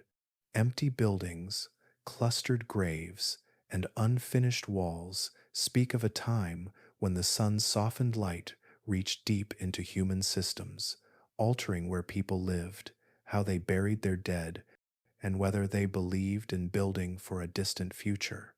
Through these silent records, the dimmed years continue to speak, not in fear or prophecy, but in the simple, enduring language of what was left behind. As the signs of strain accumulated across landscapes and communities, another thread wove itself quietly into the story, one that would later be named, remembered, and feared. The years of dimmed light did not stand alone. They overlapped with the opening movements of a far more visible catastrophe, the Justinian plague. The connection was not obvious to those living through it, yet the timing aligned with unsettling precision. Historical records place the first waves of the plague just after the worst years of cooling and scarcity. By then, societies were already weakened. Harvests had failed, populations had thinned, movement had increased as people searched for stability. The world the plague entered was not healthy or balanced. It was fragile, stretched thin by years of environmental stress. Climate does not create disease on its own, but it shapes the conditions in which disease can thrive. Cooler temperatures and altered seasons changed ecosystems quietly. Rodent populations, especially those that lived close to human settlements, responded quickly to these shifts. As agriculture faltered and storage practices broke down, grain became harder to protect.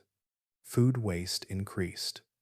Rodents found opportunity in abandoned buildings, weakened infrastructure, and disrupted routines. When natural predators declined due to habitat stress and human withdrawal from the land, rodent populations faced fewer checks. Their numbers fluctuated unpredictably, surging in some places, collapsing in others, and moving as conditions demanded. These movements mattered. Rodents carry parasites that bridge the gap between animal and human worlds. Fleas, feeding on stressed and migrating rodent populations, followed these changes closely. As rodents moved toward human settlements in search of food and shelter, their parasites moved with them. This quiet transfer created pathways for disease that had always existed but now found expanded reach. At the same time, human immune systems were compromised. Years of malnutrition left bodies less capable of resisting infection. Recovery slowed. Illnesses that might once have been survived now proved deadly. Communities already weakened by hunger and disease lacked the capacity to respond effectively when a new threat arrived. Trade networks, though diminished, still connected distant regions. Goods, people, and rodents traveled along the same routes. The Mediterranean world, tied together by sea, allowed disease to move rapidly once it found purchase. Ports, crowded and unsanitary under stress, became ideal points of spread. This convergence explains how the plague emerged with such force. It did not arrive in isolation. It entered an ecosystem already altered, a society already strained. The environmental disruption of the dimmed years had prepared the ground in ways no one could see. The plague's impact then fed back into the same systems. Labor shortages worsened, fields went untended, trade collapsed further, fear intensified. What had begun as climate stress cascaded into biological disaster, each amplifying the other's effects. This layering of catastrophes reveals an important pattern. Disasters rarely act alone. One event reshapes conditions just enough for another to follow more easily. The sky dimmed, food failed, bodies weakened, rodents moved, disease spread. Each step depended on what came before. For people living through it, the sequence blurred into a single long season of loss. Few could separate cause from consequence. The plague felt like another expression of a world already out of balance, another sign that the rules governing life had changed. Modern understanding allows these threads to be traced more clearly. Climate stress altered ecosystems. Ecosystem change influenced disease dynamics. Disease then reshaped societies struggling to recover. The connection is not one of simple cause, but of reinforcement. What makes the Justinian plague particularly significant in this context is its timing. It did not wait for recovery. It arrived when resilience was lowest.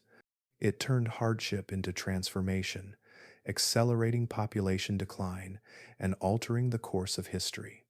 Yet even here, the story remains quiet rather than sudden. The plague unfolded over years, returning in waves. It lingered, just as the cooling had lingered. Its presence became another condition of life, rather than a single moment of crisis.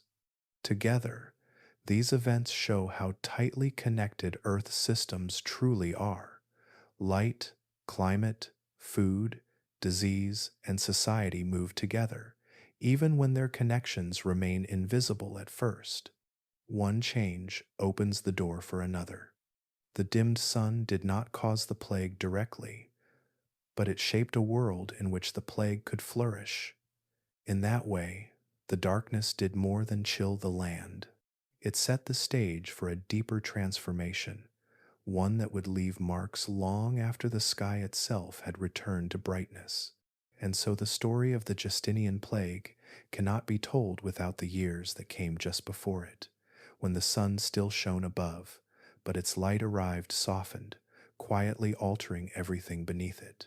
When the sky finally brightened and seasons began to steady, recovery did not follow with equal speed. The land had endured too much, and so had the people who depended upon it. Healing unfolded slowly, shaped by losses that could not be reversed simply by the return of sunlight. Soil, often assumed to be endlessly generous, had been quietly exhausted. Years of failed harvests left fields stripped of nutrients. Crops that struggled to grow drew deeply from the ground without giving much back. Manure was scarce as livestock numbers fell. Fallow periods shortened as communities tried desperately to produce food from weakened land. The soil compacted, thinned, and lost its structure.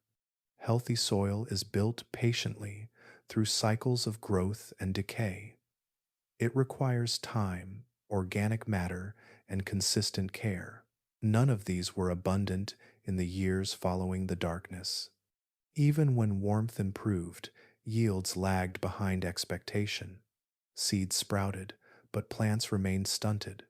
Fields that once sustained families now required careful management simply to survive. Rebuilding soil fertility demanded stability over many seasons.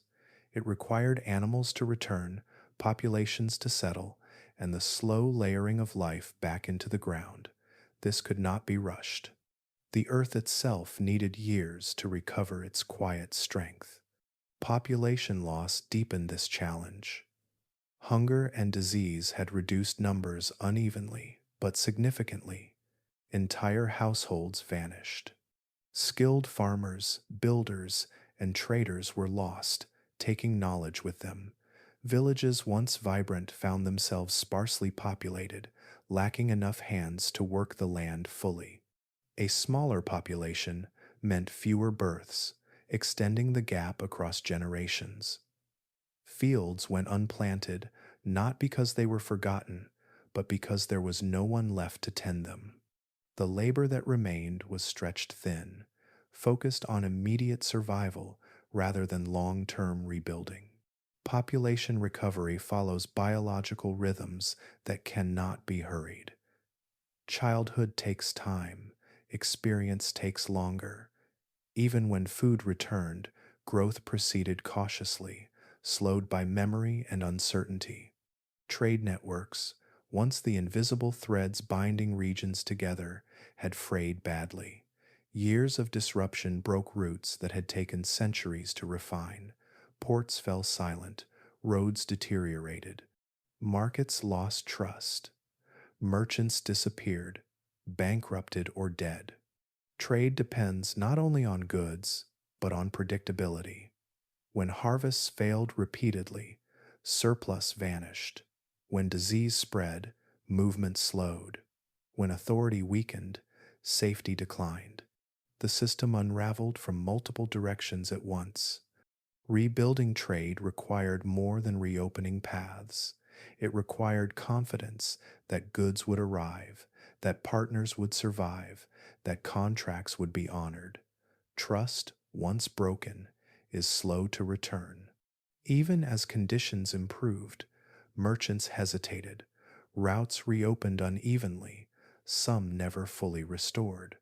The breakdown of trade also limited specialization. Communities that once relied on exchange were forced back into subsistence.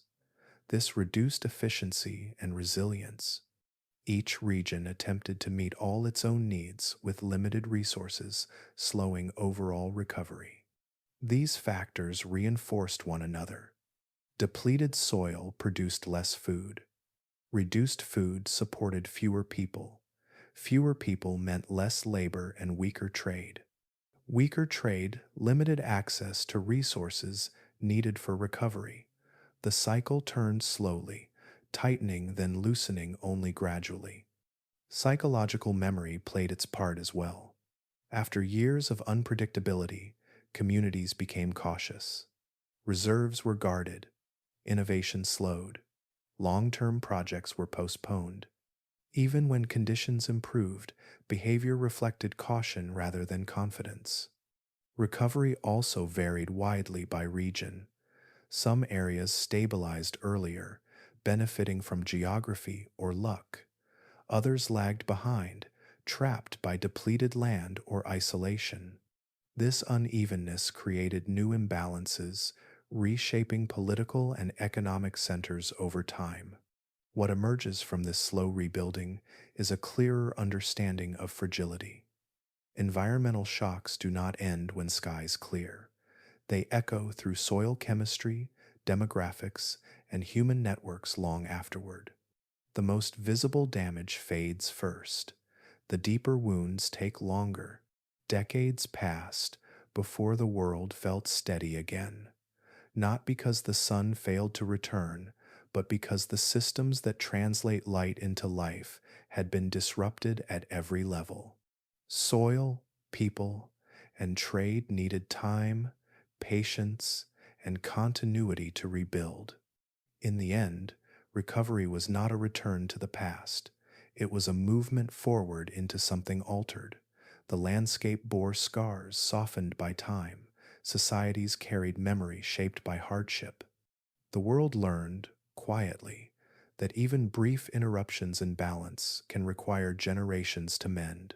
As the long recovery slowly unfolded, a quieter realization emerged from the distance of time. Events like the dimmed years do not arrive often. Earth is active, restless beneath the surface, yet only rarely do its movements align in a way that reshapes climate on a planetary scale. What happened in the 6th century was not part of a regular cycle. It was an outlier, rare enough to feel almost accidental. Volcanoes erupt frequently across the globe. Most do so unseen, far from human settlements, beneath oceans or along remote ridges. Even those that capture attention usually affect only their immediate surroundings. Ash falls locally, skies darken briefly. Then weather and gravity do their work, clearing the air and returning life to familiar patterns. Climate-altering eruptions require a precise combination of circumstances. The eruption must be powerful enough to force material far above the clouds, past the reach of rain and storms.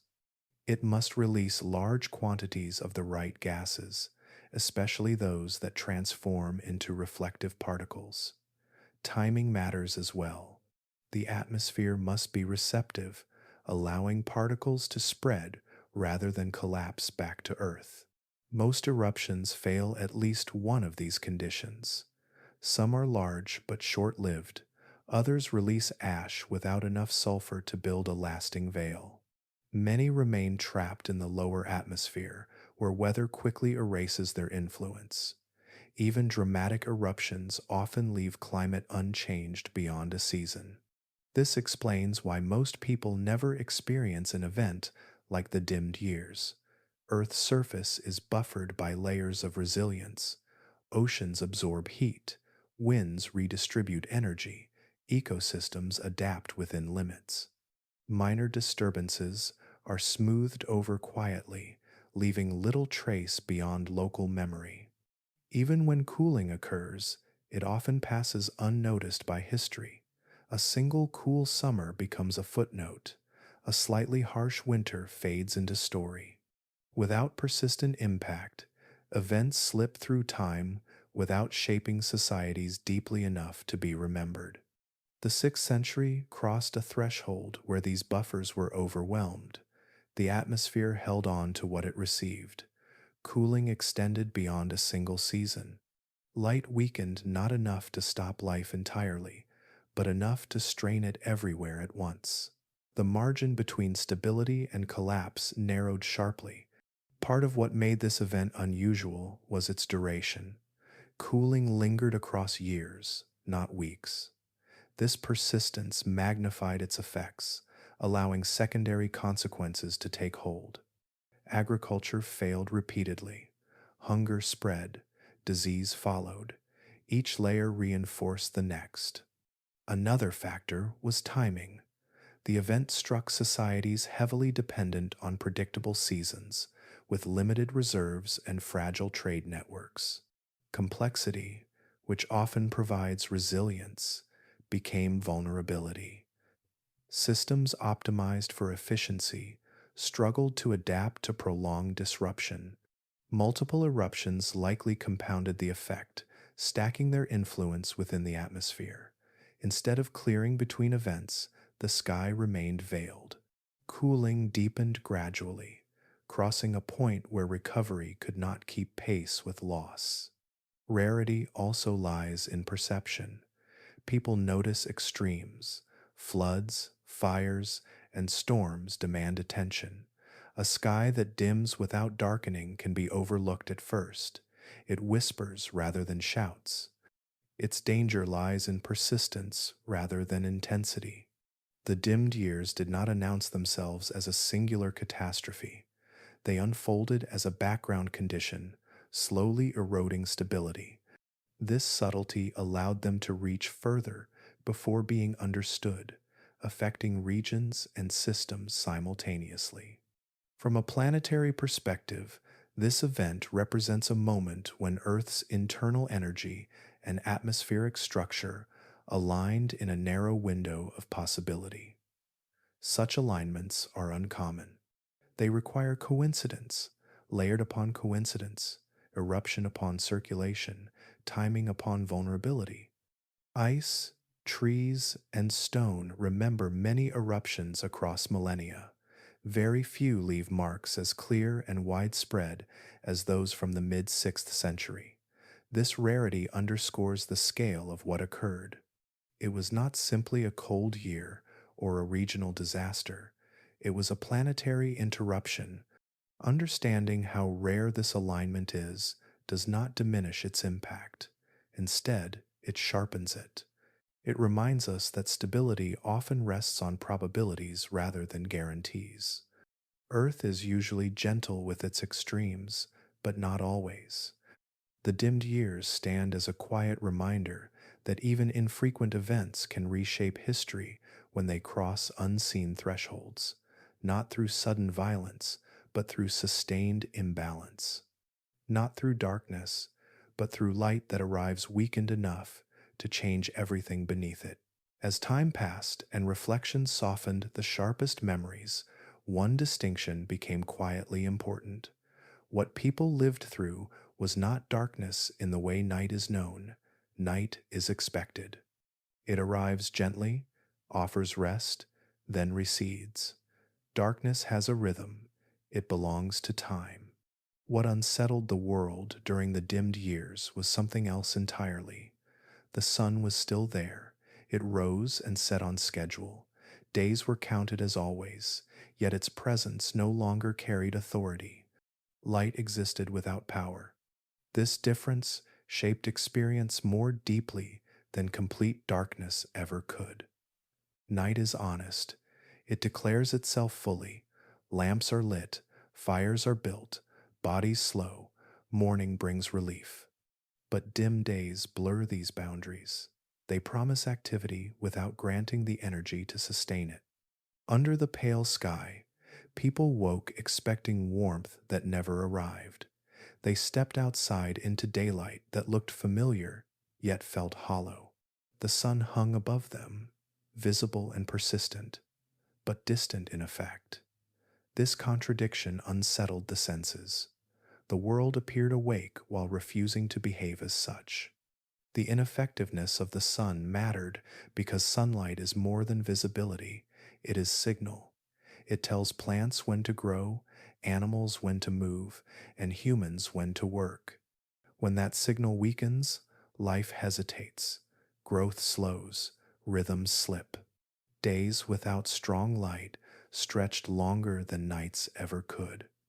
Night passes quickly because it carries no expectation of warmth. Dim days extend unease because they suggest possibility without delivering it.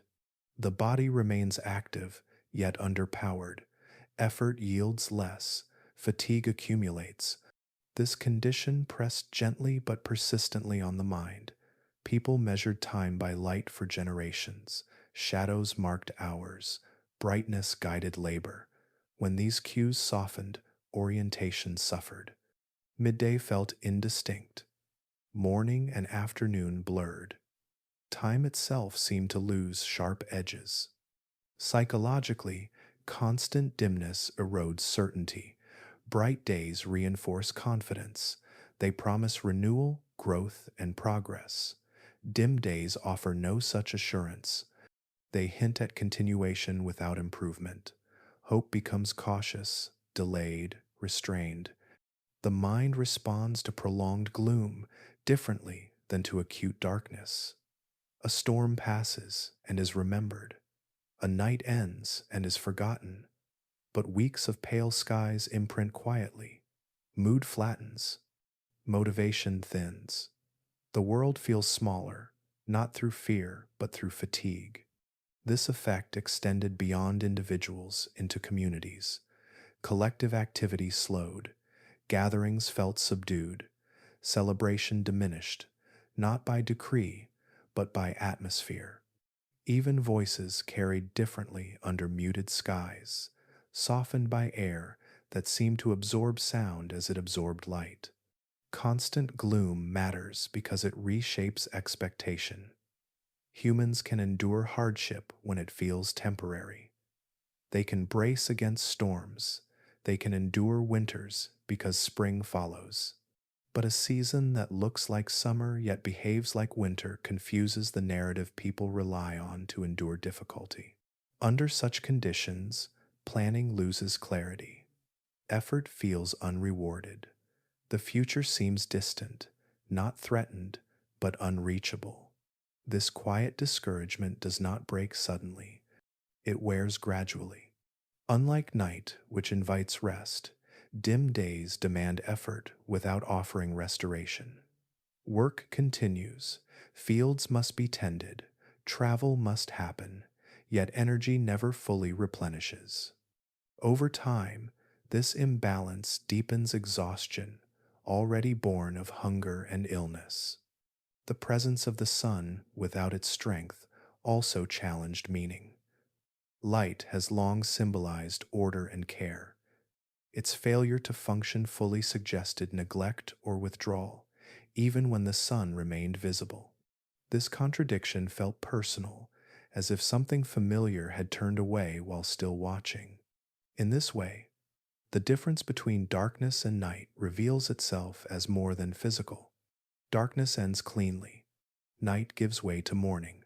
But ineffective light stretches endlessly, offering no clear boundary between endurance and relief. The dimmed years lived in that in-between space. They were lit enough to see, yet too weak to sustain. They kept the world visible while quietly undermining it. And it was within this pale daylight, not in darkness, that life struggled most, waiting for the return not of the sun itself, but of its full, restoring voice. As the long arc of the dimmed years settles into memory, what remains is not a single cause or consequence, but a quiet set of lessons about how the world truly works. These lessons do not arrive as warnings carved in stone. They emerge gently through patterns repeated across land, sky, and human life. The first lesson is simple, though rarely felt in daily life. Earth depends deeply on stable sunlight, not just on the sun's existence, but on the reliable delivery of its energy. Light does more than illuminate. It warms soil, drives winds, feeds plants, and sets the tempo of seasons. It is the invisible rhythm that holds countless systems in balance. When that rhythm falters, even slightly, the effects spread outward. The sun did not vanish during the dimmed years. It continued to shine.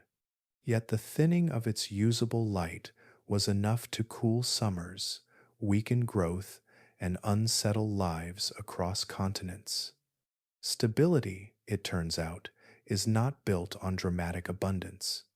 It rests on quiet consistency. The second lesson lies in the sensitivity of food systems. Agriculture appears solid when it works. Fields stretch wide, granaries fill, markets hum. But beneath that apparent strength lies a delicate dependence on timing, temperature, and trust. Crops need light at the right moment. Harvests need predictable seasons. Storage needs continuity. When sunlight weakened, food systems were among the first to show strain. A shortened growing season did not need to be extreme to cause failure. Slight cooling slowed ripening, dimmer light reduced yield. Repeated once or twice, this strain might have been absorbed. Repeated across years, it became devastating. Food systems also reveal how interconnected societies are. One region's failure matters more when many fail together. Trade can buffer scarcity only when surplus exists somewhere else. When disruption spreads widely, the web that supports survival loosens everywhere at once. The third lesson is perhaps the most sobering. The margin between normal and collapse is thinner than it appears. The world did not fall apart because of a sudden cataclysm. It slid toward instability through small, cumulative changes: a cooler summer, a failed harvest, a second year without recovery. Each step felt survivable on its own. Collapse, in this sense, was not a single event. It was a process, quiet and gradual. Systems optimized for efficiency had little room for surprise. Reserves vanished quickly. Recovery lagged. What seemed unthinkable one year became normal the next. This thin margin exists because many systems are built on expectation. People plan based on what usually happens, not on rare extremes. Fields are planted assuming seasons will arrive on time. Trade routes assume surplus will appear somewhere. Governance assumes populations will remain stable. When these expectations fail, adaptation takes time, and time is exactly what scarcity removes. The dimmed years show that Earth's fragility is not weakness, it is precision. Life thrives within narrow ranges. Small shifts matter because they disrupt finely tuned balances. This sensitivity is what allows richness and diversity to exist, but it also creates vulnerability. The lesson is not one of fear, but of humility. Earth is resilient over long spans, yet fragile in moments that touch human systems. The planet recovers, the sun continues, ice records fade, but lives and cultures feel the disruption immediately. Perhaps the quietest lesson is that collapse rarely announces itself. It does not always arrive with fire or noise. Sometimes it comes as a pale sky, a cool summer, a harvest that almost succeeds. By the time consequences feel clear, recovery already requires patience. Remembering this does not mean expecting disaster. It means understanding connection. Light touches soil. Soil feeds people. People build societies.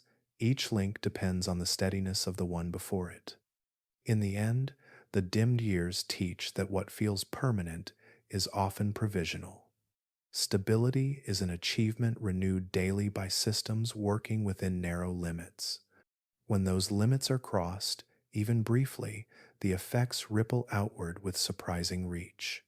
Earth's story, told softly through this event, is not about doom, it is about balance, and about how easily balance can be disturbed, not by the disappearance of the sun, but by the smallest change in how its light reaches the ground beneath our feet. Long after the pale sky returned to memory and then to myth, understanding arrived slowly, built not from a single discovery but from patient listening across disciplines. Modern science did not uncover the story of the dimmed year all at once. It assembled it gently, fragment by fragment, allowing different fields to speak to one another across centuries. Historians were among the first to notice that something unusual connected distant records. Texts from different regions, written in different languages, described similar disruptions within the same narrow span of time. Alone, each account felt local, shaped by belief and circumstance. Together, they formed a pattern too consistent to ignore. The sky dimmed everywhere, seasons faltered together, hardships spread without regard for borders. Yet history alone could not explain why. Geology added a deeper voice.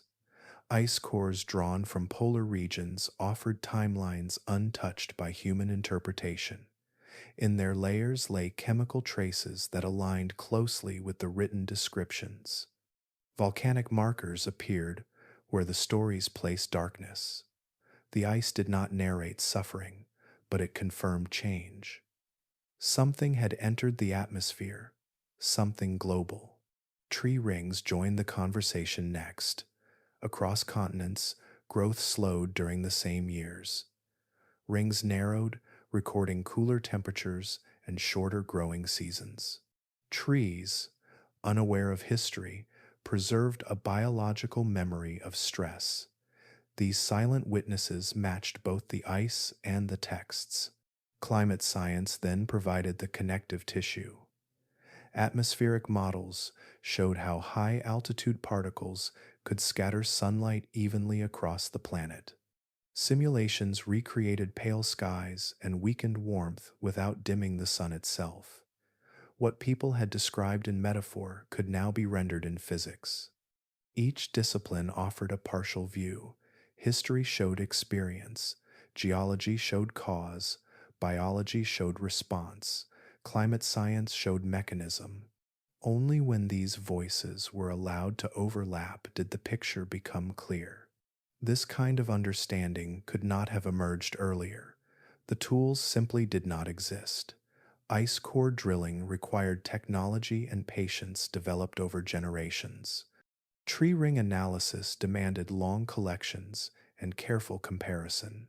Atmospheric modeling relied on computing power unimaginable to earlier centuries. Even more importantly, the idea of Earth as an interconnected system took time to mature. For much of history, nature was studied in pieces. Weather was local, volcanoes were regional. Disease belonged to bodies, not climate. The dimmed year crossed these boundaries, and only a unified perspective could reveal its full shape.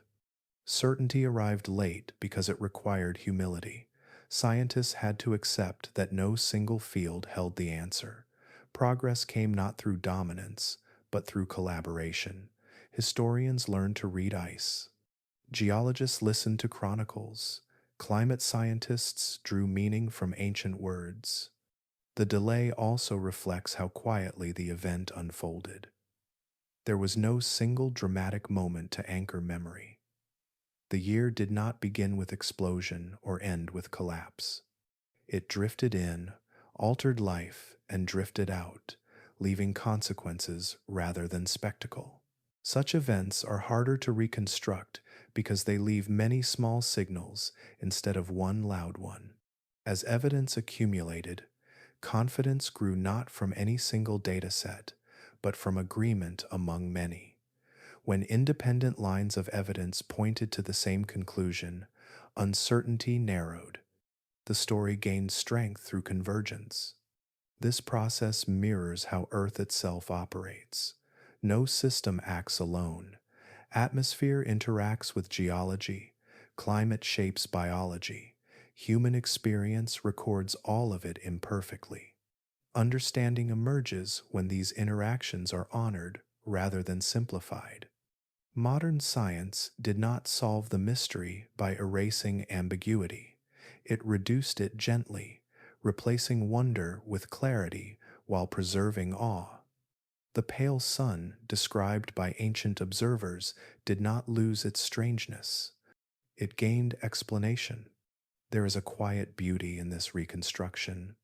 Centuries apart, snowflakes, trees, stones, and scribes contributed to a shared record. None understood the whole. Together, they preserved it. The dimmed year reminds us that knowledge is often delayed, not because truth is hidden, but because perspective takes time. Some stories require distance. Some patterns emerge only when enough silence has passed. When certainty finally arrived, it did not close the story, it deepened it. The year the sun went quiet became not just an anomaly in history, but a lesson in how Earth communicates change and how patiently we must listen to hear it. As understanding settles and the past grows clearer, attention naturally drifts forward, not in alarm, but in quiet consideration. The dimmed years belong to history, yet the forces that shape them have not vanished. They remain part of Earth's ongoing conversation with itself. Volcanoes still move beneath the surface, patient and indifferent to human calendars.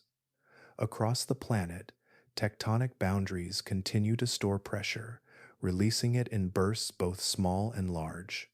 Most eruptions today pass with little consequence beyond their immediate surroundings. Ash falls locally, flights are delayed, skies clear, life continues. Yet the conditions that allowed the 6th century disruption have not disappeared. Volcanoes capable of injecting material into the highest reaches of the atmosphere still exist. Some rest beneath ice, others beneath forests or oceans. Their rarity has not increased, but neither has it faded. Earth does not forget how to shape its own climate. Modern science understands this risk more clearly now. Satellites watch volcanic plumes climb into the sky. Instruments track gases invisible to the eye. Models estimate how particles might spread once released.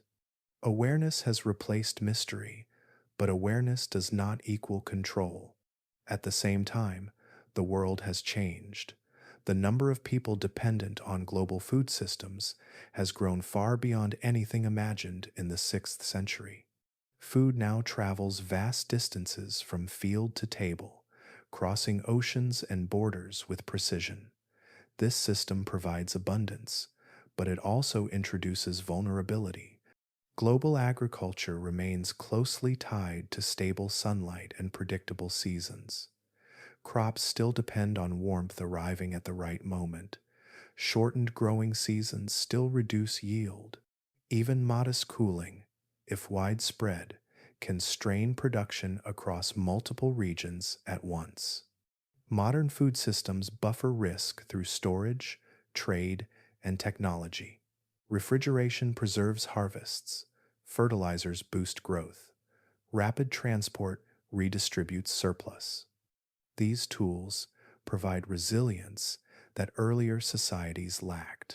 Yet they also depend on energy, infrastructure, and coordination. Disruption in one place can ripple outward quickly.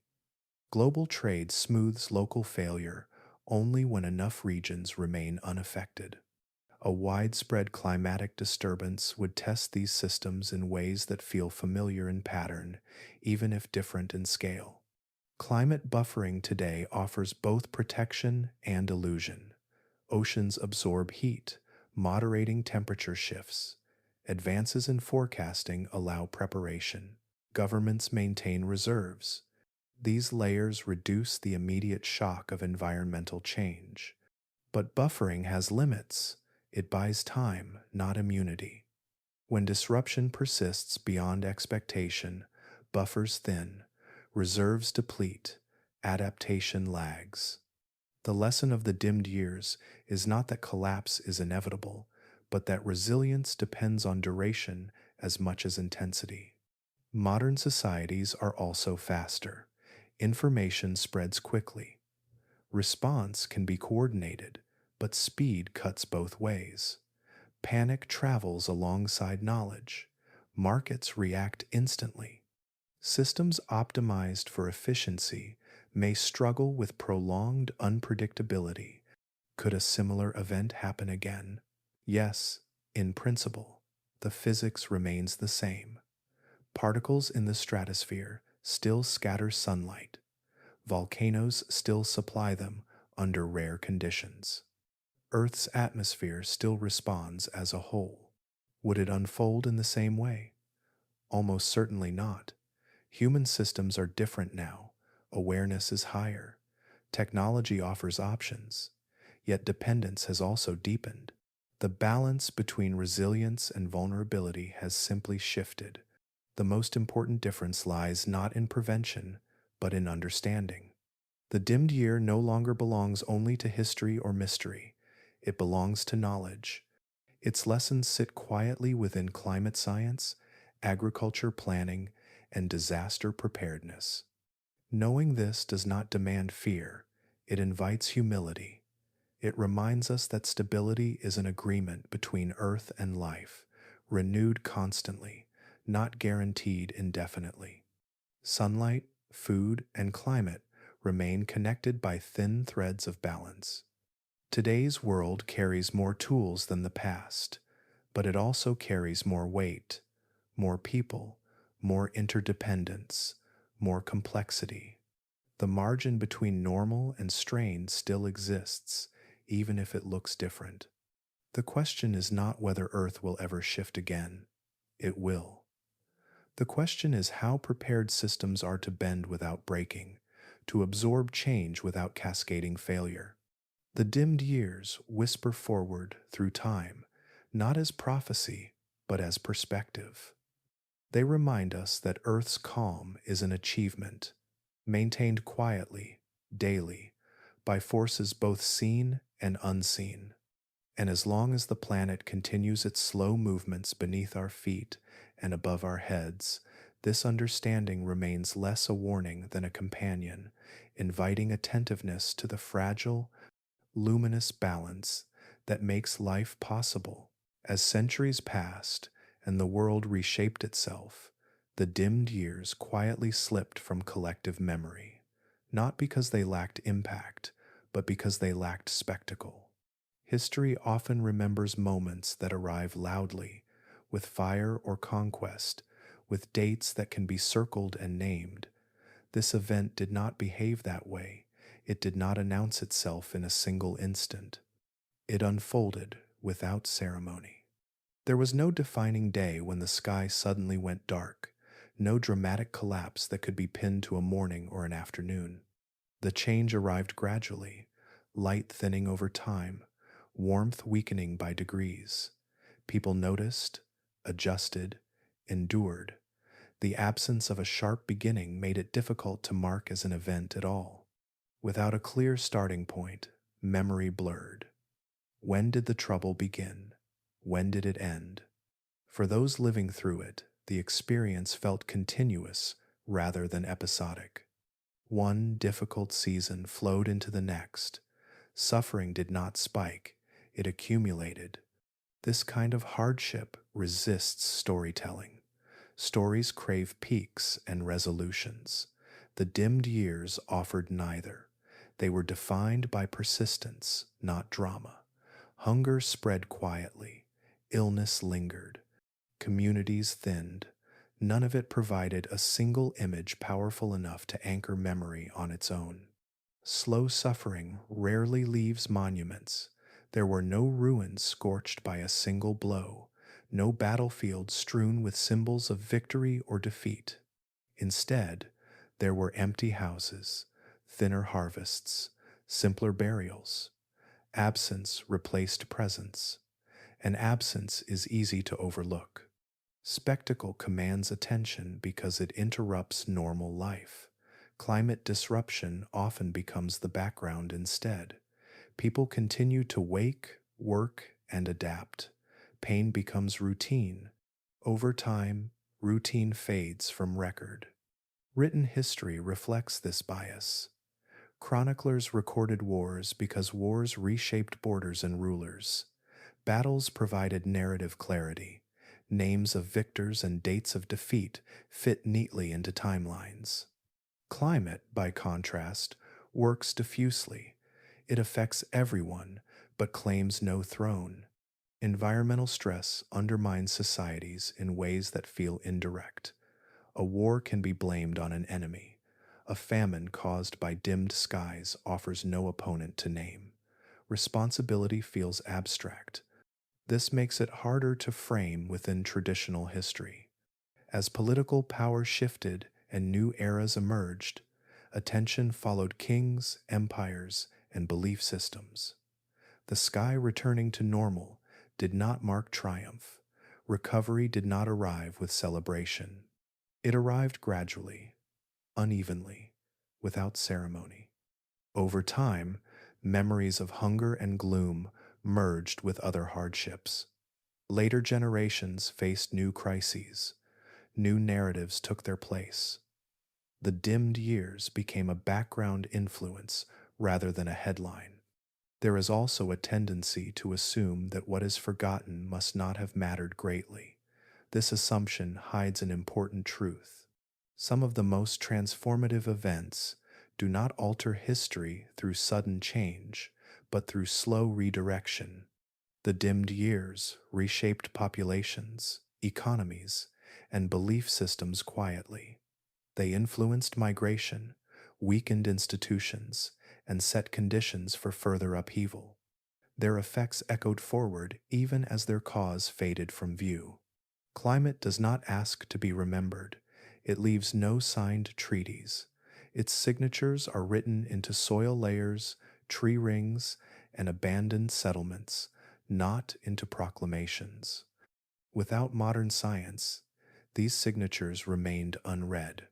Even today, understanding depends on translation. Ice must be drilled, data must be interpreted, patterns must be assembled. Without these tools, the event remains diffuse, hard to summarize, and easy to overlook. History favors clarity, and clarity often requires conflict. Climate change offers complexity instead. It resists hero and villain. It unfolds without intention. It shapes outcomes without occupying center stage. This does not diminish its power. It reveals a blind spot in how stories are told.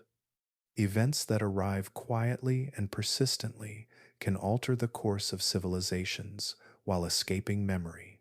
Forgetting, in this sense, is not failure, it is structure. The way history is preserved filters what feels narratable. The dimmed years slipped through that filter because they did not fit expectation.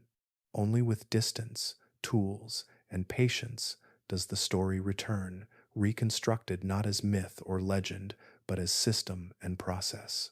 Light scattered, seasons shifted, lives adapted.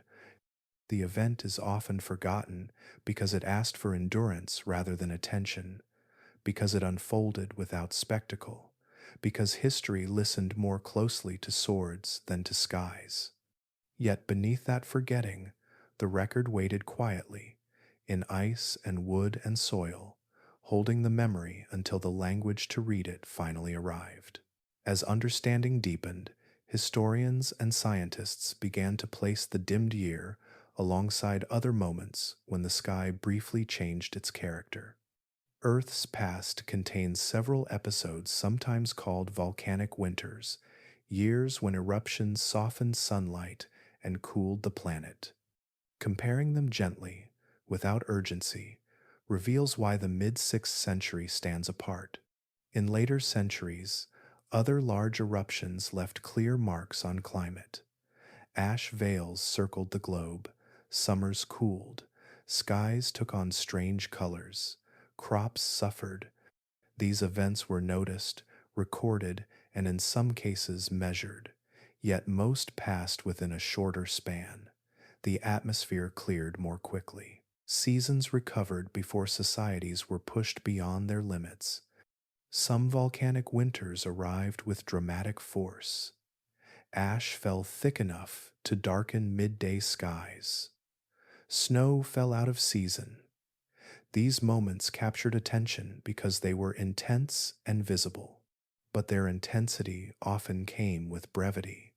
The atmosphere released what it held, and light returned in time to spare food systems from sustained collapse. Other events unfolded more quietly, resembling the 6th century in softness rather than violence. Light dimmed gently, temperatures dipped, but their reach was uneven. One hemisphere felt the effect more strongly than the other. Some regions remained productive while others struggled. Trade networks absorbed shocks by shifting supply. What makes the year 536 distinct is not that it was the coldest or darkest, but that its effects lingered and aligned with vulnerability. Cooling persisted across multiple growing seasons. The pale sky did not lift quickly enough for recovery to catch hold. Timing played a crucial role.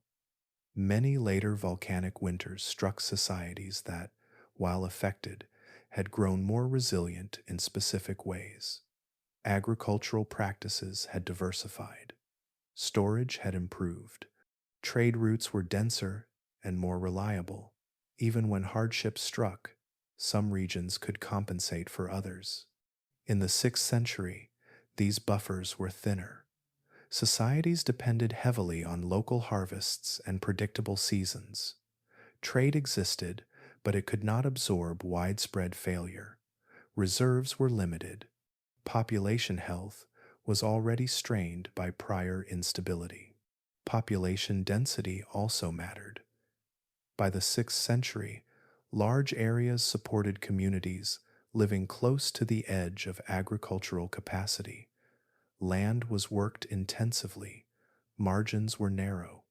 When climate stress arrived, there was little unused capacity to draw upon. In some later volcanic winters, population distribution differed. Urban centers might suffer, but rural areas could compensate. In other cases, population had declined earlier due to unrelated factors, reducing pressure on food systems. The same climatic push produced softer consequences because fewer systems were stressed at once. Another difference lies in memory. Later events occurred in worlds with more written records, clearer dates, and growing scientific curiosity. Their impacts were documented with detail, preserving them in collective awareness. The dimmed year unfolded at a moment when records existed, but interpretation was limited. Its story blurred into surrounding hardship. There is also the matter of compounding events. Many later volcanic winters arrived alone. They caused difficulty, then passed. In 536, cooling overlapped with famine, migration, and disease, including the early movement of plague. One strain fed another. Hardship layered itself rather than easing. Comparing these episodes shows that climate does not act in isolation. The same environmental change can lead to very different outcomes depending on context. A cooler summer becomes a challenge or a catastrophe based on timing, resilience, and coincidence. This comparison softens the drama without reducing its significance. The 6th century did not host a singularly extreme physical event. It hosted an event extreme enough, at the wrong moment, in the wrong conditions. In that sense, 536 was less about magnitude and more about alignment. The atmosphere shifted, societies strained, recovery lagged. Everything happened together, quietly, persistently. Other dark years came and went. This one stayed long enough to matter deeply. It slipped into lives already stretched thin and pressed gently until systems bent beyond easy repair. Seen beside other volcanic winters, the dimmed year becomes clearer, not as an anomaly of nature, but as a reminder of how history emerges from timing as much as force. Earth offered a challenge. Humanity met it at a vulnerable moment. And in that meeting, the outcome was shaped not only by the sky, but by who lived beneath it, how many there were, and how closely their lives depended on light arriving exactly as expected. As the long story of the dimmed years approaches its quiet horizon, attention returns to the central force that shaped everything without ever leaving the sky. The sun remained present throughout the disruption, steady and distant, yet its influence was altered enough to change the course of life below. Understanding why requires a careful distinction, one that is easy to overlook in ordinary time. There is a difference between sunlight and usable light. Sunlight, in its simplest sense, is visibility. It allows eyes to see and days to be named. Usable light is something deeper. It is light that arrives with direction, concentration, and energy sufficient to drive the processes life depends upon. During the dimmed years, sunlight persisted, but usable light did not. This distinction explains why the world did not fall into night, yet still failed to function normally. The sun continued to rise and set. Landscapes remained visible, yet the light that reached the ground had been scattered, softened, and thinned. It lacked the intensity required to warm soil, fuel photosynthesis efficiently, and sustain predictable growth. Blocking light matters more than blocking heat because heat is not the sun's only gift. Much of Earth's warmth comes from how sunlight interacts with land, oceans, and air over time. When light arrives weakened, these interactions change. Surfaces absorb less energy, feedback loops slow. Even if temperatures do not plunge immediately, the system begins to drift. Plants are especially sensitive to this change. They do not respond simply to temperature, but to light quality and duration.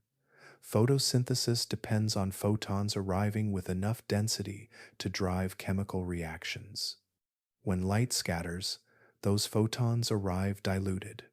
Growth slows, even if the air is not dramatically colder. This is why crops struggled under pale skies that still appeared bright. The fields were not freezing constantly, they were underpowered. Energy trickled in instead of pouring down. The difference was subtle, but its effects compounded daily. The sun's role goes far beyond warmth. It orchestrates timing. It signals when to bloom, when to migrate, when to reproduce. Many organisms rely on the length and quality of daylight rather than temperature alone. When those signals blur, coordination falters. Animals accustomed to seasonal cues hesitated. Insects emerged at the wrong moment. Pollination suffered. Food webs shifted unevenly. These disruptions rarely announce themselves loudly, but they ripple outward through ecosystems quietly.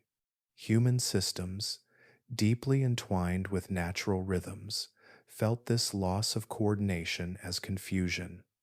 Calendars said summer, but fields disagreed. Effort no longer aligned with reward. This mismatch undermined confidence in planning and labor, further amplifying hardship. Blocking light also affects the atmosphere itself. Sunlight drives winds by heating air unevenly across the planet. When light weakens, circulation patterns adjust. Weather becomes less reliable. Rain falls differently. Local conditions grow harder to predict, even when average temperatures change only slightly. This layered influence explains why indirect removal of sunlight can be more disruptive than a brief cold snap. A sudden freeze damages crops outright, but it passes.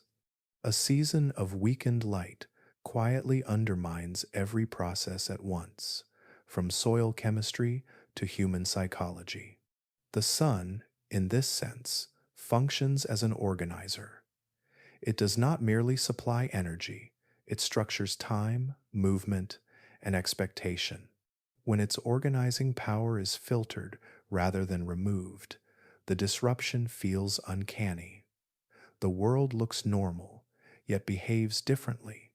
This makes indirect removal especially difficult to respond to. Fires can be fought, floods recede, cold spells are endured, but a pale sun offers no clear enemy and no clear end. It challenges systems built on assumption rather than adaptability. The dimmed years reveal that the sun's most important role is not visibility or heat in isolation, but reliability. Life evolved around steady delivery. Small interruptions matter because they arrive where margins are thin.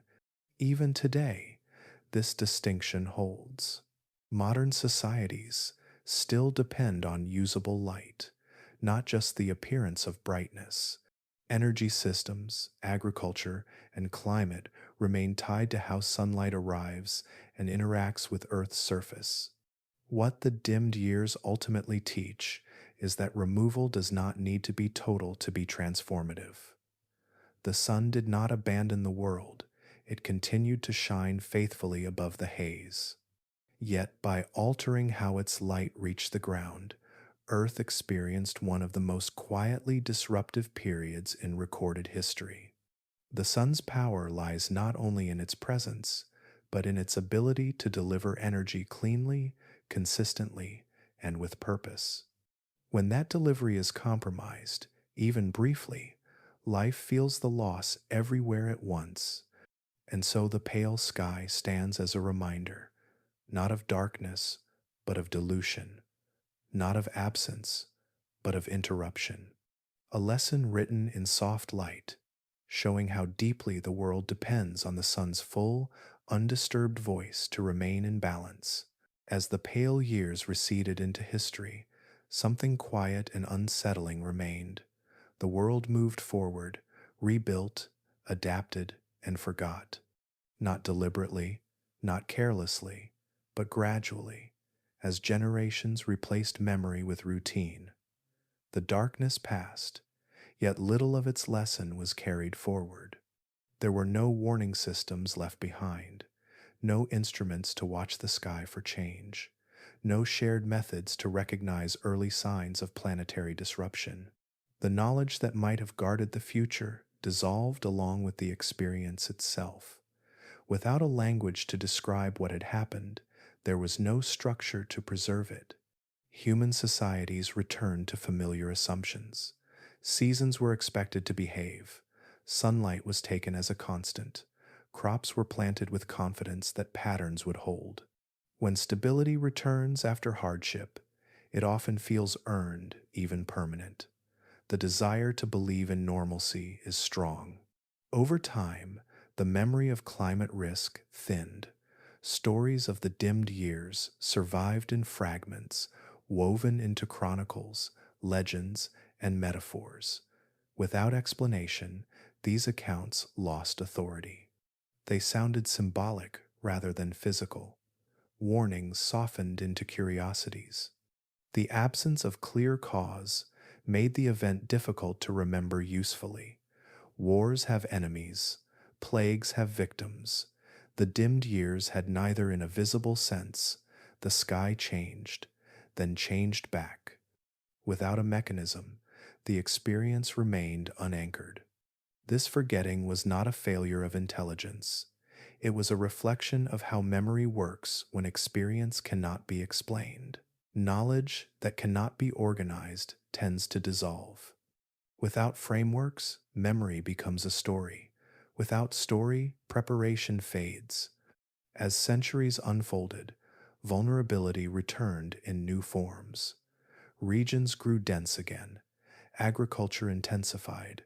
Trade networks expanded. Complexity increased. These developments brought prosperity, but they also recreated dependence on stable conditions. The margin for error narrowed once more. History repeated itself, not because people ignored the past, but because the past had not been translated into usable understanding. Each generation inherited the benefits of stability without the memory of its fragility. Later climate disruptions arrived, different in scale and cause, yet familiar in outcome.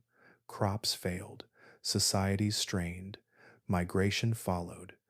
Each time, the response felt improvised, as though such things had never happened before. The lesson that sunlight can be interrupted without disappearing did not persist. The idea that climate operates as a system rather than a background remained undeveloped for centuries.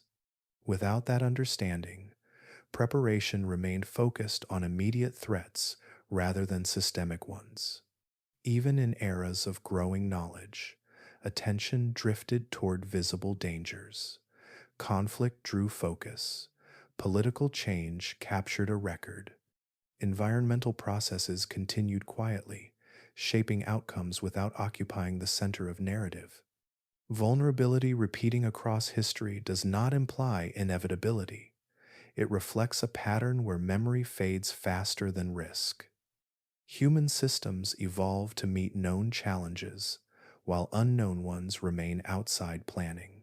The dimmed years offered no blueprint for defense because they arrived before such concepts could exist. Yet, even after understanding became possible, translating it into lasting preparedness proved difficult. Stability encourages forgetting, comfort dulls attention. This pattern appears again and again. Floodplains are settled after waters recede, forests are entered after fires pass.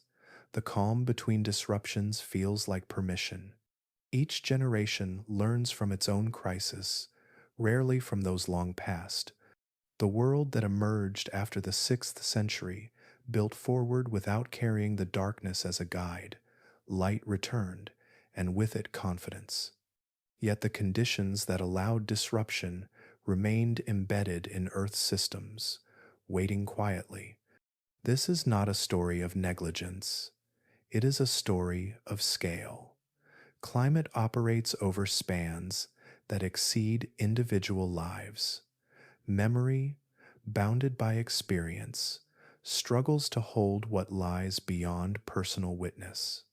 The darkness did not teach itself. It required interpretation, preservation, and translation across time. Without those, it became a lost chapter, rediscovered only when science learned to read ice, trees, and stone. Until then, vulnerability repeated, not because lessons were rejected, but because they were never fully learned. The sun returned, the sky cleared, and the world, relieved, continued onward, carrying little awareness of how close it had come to imbalance. In that way, the most enduring effect of the dimmed years may be silence, a pause in sunlight that reshaped history, then slipped quietly beneath it, waiting centuries for a voice that could finally remember what the darkness had tried to say. As this long, quiet story draws to its natural close, one truth settles gently into place. The sun never left the sky. It rose each morning and set each evening, faithful to its ancient path. Days still followed nights, seasons were still named, and yet, for a time, its promise did not reach the ground in the way life depended upon. For a year, and for echoes far beyond that year, the sun failed humanity without ever disappearing. The failure was subtle. There was no sudden darkness, no instant catastrophe. Light continued to fall across fields, towns, and oceans, but it arrived altered, scattered, and weakened. The difference was small enough to doubt, yet powerful enough to reshape everything beneath it. Survival during those years depended on forces no one could see, particles suspended high above clouds, chemical traces drifting through the upper air. The invisible architecture of the atmosphere quietly redirected the energy of a star.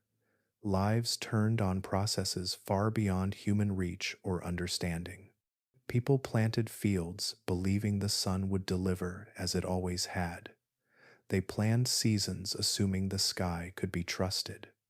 When that trust broke, even gently, the systems built upon it trembled.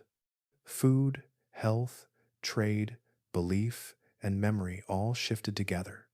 What makes this story linger is not only what happened, but how easily it could have been missed. A pale sky, cool summers, failing crops. These signs did not shout, they whispered. They demanded patience to understand, and centuries passed before the meaning became clear. The sun's steady presence lulled the world into believing nothing fundamental had changed. Yet change had already arrived, not in the star itself, but in the narrow space between sunlight and earth. That thin margin proved powerful enough to push societies toward hunger, disease, and transformation. This story reminds us that Earth's fragility hides in its balance. Life depends not on extremes, but on consistency. Small interruptions can matter more than dramatic shocks when they persist long enough to wear systems down. The year the sun went quiet was not an ending, it was a turning, one that redirected history quietly and left marks only careful listening could later uncover. Ice remembered, trees remembered, soil remembered. Human memory did not right away.